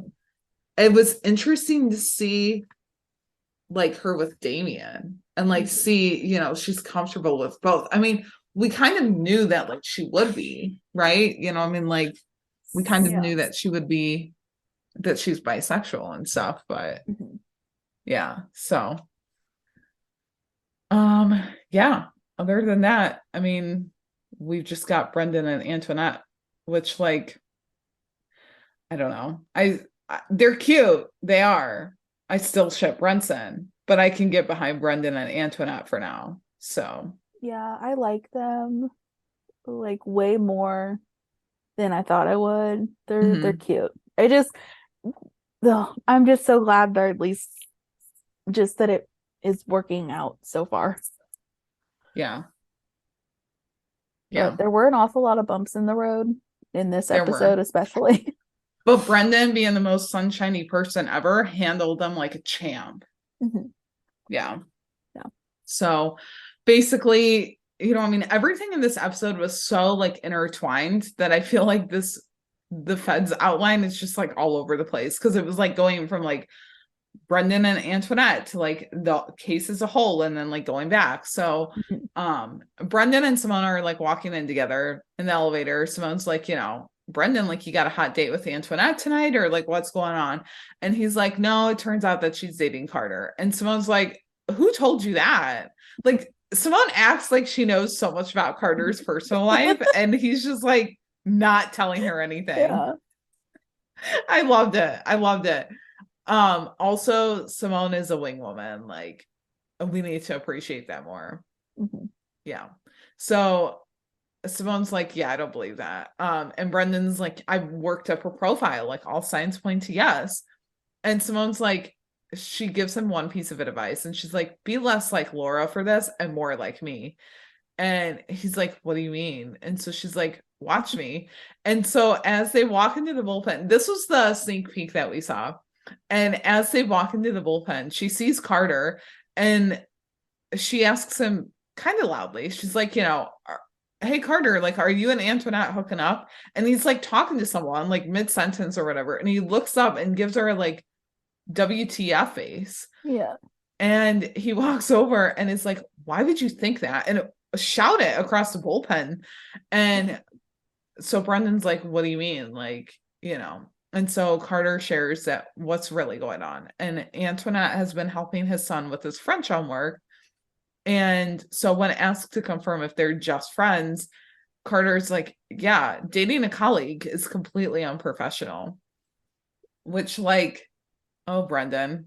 I mean, I know. I kind of thought it was like okay, like they're not gonna work out, or like anyone's gonna work out. You know, in working relationships, but so we see Antoinette like come out of the lab wondering if someone called her name, and Brendon's like, yeah, Simone, like, don't worry about her, she doesn't need anything. And so he asks her out on a date, and which, like, he's just so sunshiny and kind of shy about it, and like, oh my god, I love Brendon Akers so much.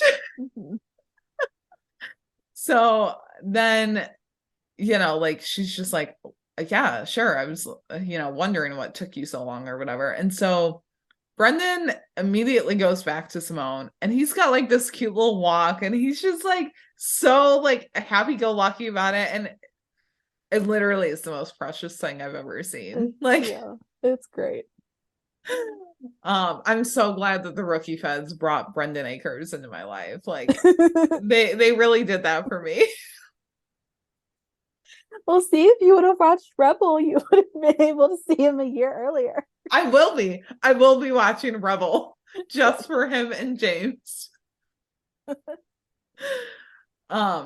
Yeah, so then like Brendon immediately goes back to tell Simone, and you know, Laura's like, what's going on? Like, you know, and Brendon's like, I'm not ready to spill the tea yet. Like, yes, the wait till it's hot. And I was like, dude, do you mind? Like, stop. It's But too like, but like also the way that that's me and my coworkers. much. We literally will tease each other and we're like, we Yeah. got piping hot tea coming at like 5:30. And I'm like, just can I have a hint at it? Like, you Yeah. know. It was just so funny though that like it So just funny. oh my God. Yeah, there's just I don't know, not nostalgic, but just it reminded me of just like you said, like you're talking with your friends and then someone Yeah. else wants to know like, oh, what's going on? Nothing, nothing, Yeah. nothing. Well, and like, I don't know. I feel like Laura would have like pushed more for it. I don't know. I just Yeah. kind of get that vibe off of her, but and I Yeah. was a little disappointed that she didn't, but she didn't have to wait that long to find out what it was. So, Yes. we find out that like Brendon's phone is blowing up because they're like walking into the hospital or whatever to like go to that speaking event, and his phone's blowing up. Laura's not a fan of it, of course, No. because like why would she be? Grumpy versus sunshine over here. Yeah. And it turns out that Brendon's ex-girlfriend wrote a memoir and put Brendon in it, like mentioned him, shared a few things about his personality and some of like his personal business. And he's like, people at the bureau like have finally stopped talking about Vampire Cop. And Laura just reassures him and she's like, no one here remotely cares about your personal life. I believe me on that. It Just was like just so funny. you can always count on Laura Stenson to keep it real. Yeah. Well, just in the fact that like at the event, she was like, put the phone away. Like, Yeah. she was like scolding him, like, put it away. Not right now. Oh my God, I love Brenson. I love Brendon. I just love it all. So yeah. But then like he sees Elena and he's like, Elena, did you read it? Like, what do you think? And she's like, I read it. Did you read the comments? And he's like, no. And she's like, the comments are the worst part. And she's like, well, we can file all these things. We can like, get all this taken care of. And Brendan's like, no, we can't. And he's like, because it's all true. And I was like, oh no. So then Laura says that Antoinette's like way above all the office gossip and is probably didn't even read it, except she did. And she's a little standoffish about all of this because like they see each other in the bullpen and she just kind of like, I don't know, like turns away or whatever. Mhm. So yeah, there's that. And then we go and like meet up with Antoinette again. And she has information on the bomb fragments. So Laura takes the fragment information because she's like, this is what I really need the most. Mhm. And Brendon talks to her about his ex-girlfriend's book. And, she's like, I believe that you're not the same guy, but it's just another reminder that you're a celebrity. And she's like, it reminds me, like, she reminds him how she left France to get out of her family shadow. And like, she likes Brendon, but like thinks that it'd be better if they just stayed friends. So, Elena like comes in because Brendon and Laura are like watching the video together before like Laura shows Garza or whatever. Again, not knowing personal space. Brendon's in a black like t-shirt, which like Genius. thank you at the Rookie Feds wardrobe team because he's also in like they weren't like sweatpants, but they weren't No, like but they were, dress like- pants either. I don't know how to explain. I don't know but if it was like jeans or what. I don't know. They were just it was just an all like dark ensemble. It was almost like loose fitting khakis or something. I don't know, but like, thank you for that. I'm just gonna say that right now. This is just become a session of me just. As soon as I saw him on the screen, I was like, Jennifer's gonna have a field day. It's just become a session of me just like obsessing over Brendon Akers. It's fine. Yeah. I swear I still love Chenford and I still love Wesley Evers. I swear I do. It's just Brendon Akers adds to that list too. Yeah. So yeah. So Brendan's like talking to her about that and she's like, I like Brendon or I like you, but I think it'd be better if we just stayed friends. So Brenson's like watching this video. Elena comes up. She's like, Brendon, like you're needed in Guards' office alone. And Brendan's like, yeah, that's not good. Like, wonder what this could be about. So he goes in and, Brendon's like, listen, boss, like, I'm sorry about the memoir. And Garza's like, I don't even care about that. Yeah. Like, I don't. Cracks me up. I just can't even believe that he was actually in on the office gossip because he wanted to Yeah. be last episode and Yeah. he like wanted the tea and now he has the tea.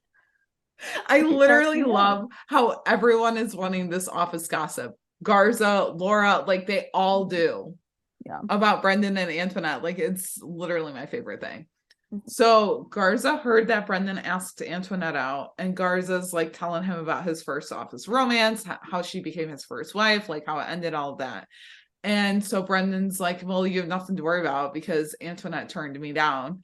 And Garza's like, well, maybe that was for the best. Which like, okay, I know that Garza said that like office romances don't work out. Same with Carter. But like, and I ship Brendon and Antoinette, but like I still wholeheartedly ship Brenson. Because like they always say like office romances can't work out and like these shows and everything. Well, then what happens? Everyone gets together and half of them work out and half don't. So, Yeah. I mean, if Brendon and Antoinette don't work out, that only just paves the way more for Brenson. So, yeah. Yeah, I mean, I'm like I've always said, I won't be like bummed out if they don't like turn it in that direction. I'm just happy to see them on screen together. Like, I don't know. I just feel like because I felt so bad for Brendon though when he was friend zoned, and I I was like, know. oh, And he still that took it poor like a guy. champ because Yeah, he's sunshiny. yeah. So I don't like you said. I mean, I'm all here for Brendon and Antoinette too. Especially, I just want to know what their like undercover like Yes. mission slash date is gonna be. Yeah, Because that's why I especially was like, when he was friend zone, we'd already gotten that description. So I was like, yeah. okay, so they're going on the date at some point. Something's Yeah. gotta turn around. Especially because like we don't ever see her like out in the fields. Like we see Mhm. like Brunson and Simone and Carter. So Yeah. I'm curious to see how she gets roped into this. Mhm. But yeah. Um maybe they need someone from the bureau that's like not been seen before. I don't know. So but then like Brendon catches up with Simone at the scene of the shooting at Damien's house, and he's like, I respect your decision, but I just want to ask you two questions, like humor me. Which like love that he respects her decision, loves that he just wants to like get more clarity on it. Like literally just give me more reasons to love and love Brendon Akers. Mhm. And so he's like, one, do you like spending time with me? And she's like, yeah. Like, next question. And he's like, second question is, will you regret it or will she regret it if she doesn't at least try to give them a chance? And so he kind of sees her like start to think about it, and he's like, you know what? Take all the time you need to think about it, like get back to work. We'll reconvene later. And so at the end of the episode, Brenson is getting ready to walk out together, which like I'm living on this crumb here. Yeah. And then Elena comes up and Garza comes up. And honestly, I love this foursome like here. I love Brenson and I love Elena and Garza like all teaming up, even if it's solely to troll Brendon. Mm-hmm. And Garza's like, don't look now, but like Antoinette's talking to Clancy. And Laura's like, and no one likes to talk to Clancy. Like, he can hold long conversations or whatever. And they're just like totally trolling Yeah, him about he's it. like, someone's gotta go save her. I'm like, okay, I think he gets it, you guys. Yeah. So then, Garza's like, Brendon, go like talk to Antoinette and make sure that nothing's going on. Because didn't he even like bring up like heard that they're like going on like a hot date or something later? Like he was totally like messing with him. And I Yeah. was like, honestly, I love this. Yeah. Yeah. So then Brendon like goes to talk to Antoinette, like, everything's good or whatever. And, she like answers the second question. And they're just like, they're cute. They are cute, but like also Brenson. Like Brenson. But okay, I was thinking about this last night and I'm like, do we have a ship name for Brendon and Antoinette? And then for some reason, the first one that came to mind, I was like, I don't even know why, was Brantonette. And I don't know. Like Yeah, Bran and then Twinette. yeah. Well, because their last names don't really go together either. We have Yeah. Acres, and then I don't actually know how to say her last name. I just saw it from the actress had posted from Instagram, and like you could Yeah. see her. I think it's like Beneteau or Benetau. I don't Okay. know, but it doesn't really, because Acres and Benetau, like, Yeah. or Yeah. I I don't know don't. if there's like a French, if you say that in French a different way. I don't know. Yeah. I didn't take French. I don't know, Yeah. but I don't know what we would dub them as a ship name, but like Branto, maybe, I don't know, a yeah, shorter version of her name. I don't yeah, know, but like they are cute. And so yeah. she's like, I thought about your question and I would regret not giving us a try. And so they're going on a date on Saturday. Mhm. And she's like, I know that you're not quiet. Like, I just kind of have to get used to that or whatever.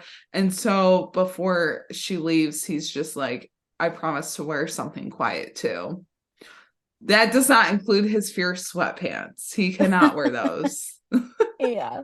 I don't even know what the heck that meant, but it's just so funny. I can't wait to see what it is that he is Uh-huh. wearing. Especially because she wants it to be quiet. And if they're going like undercover or they're like their date quickly becomes an undercover operation, that's not a quiet date.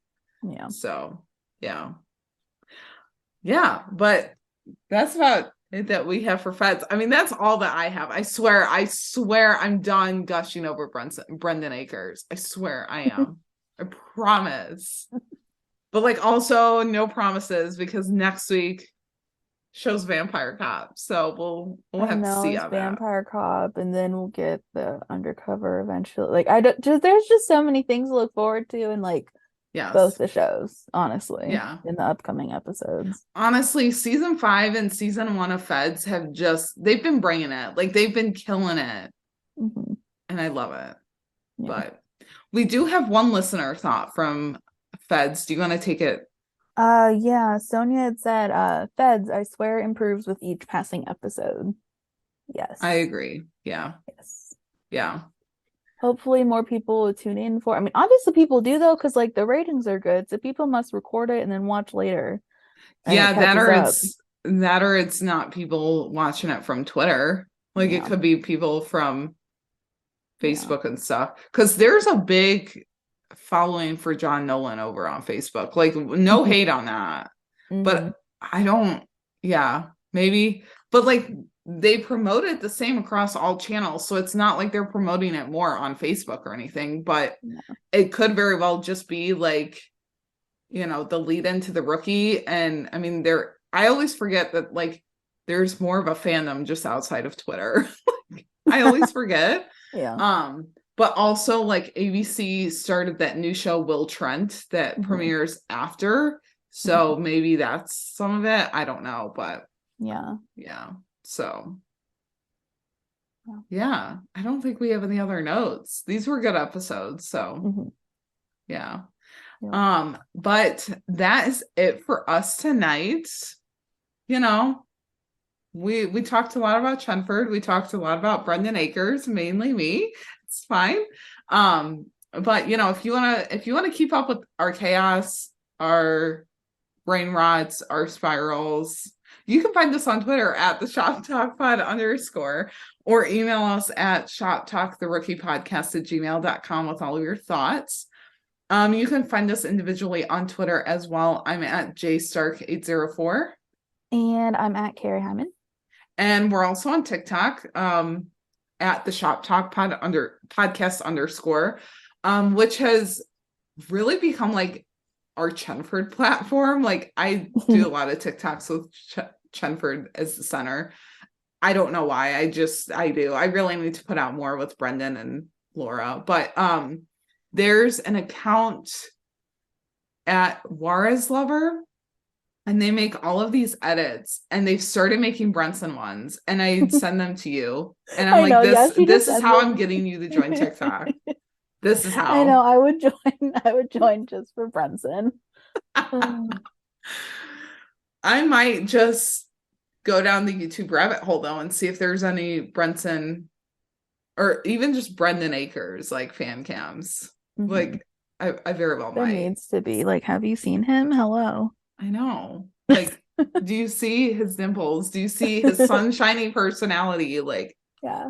all right, I swear I am done talking about but if you liked this episode of Shop Talk, which we really hope you do, we would really appreciate it if you left us a rating and review. It really helps out the podcast, helps other fans find us. And yeah, next week we'll be back covering the new episodes of The Rookie and The Rookie Feds. Bye, everyone. Bye, guys. Go get him, boo.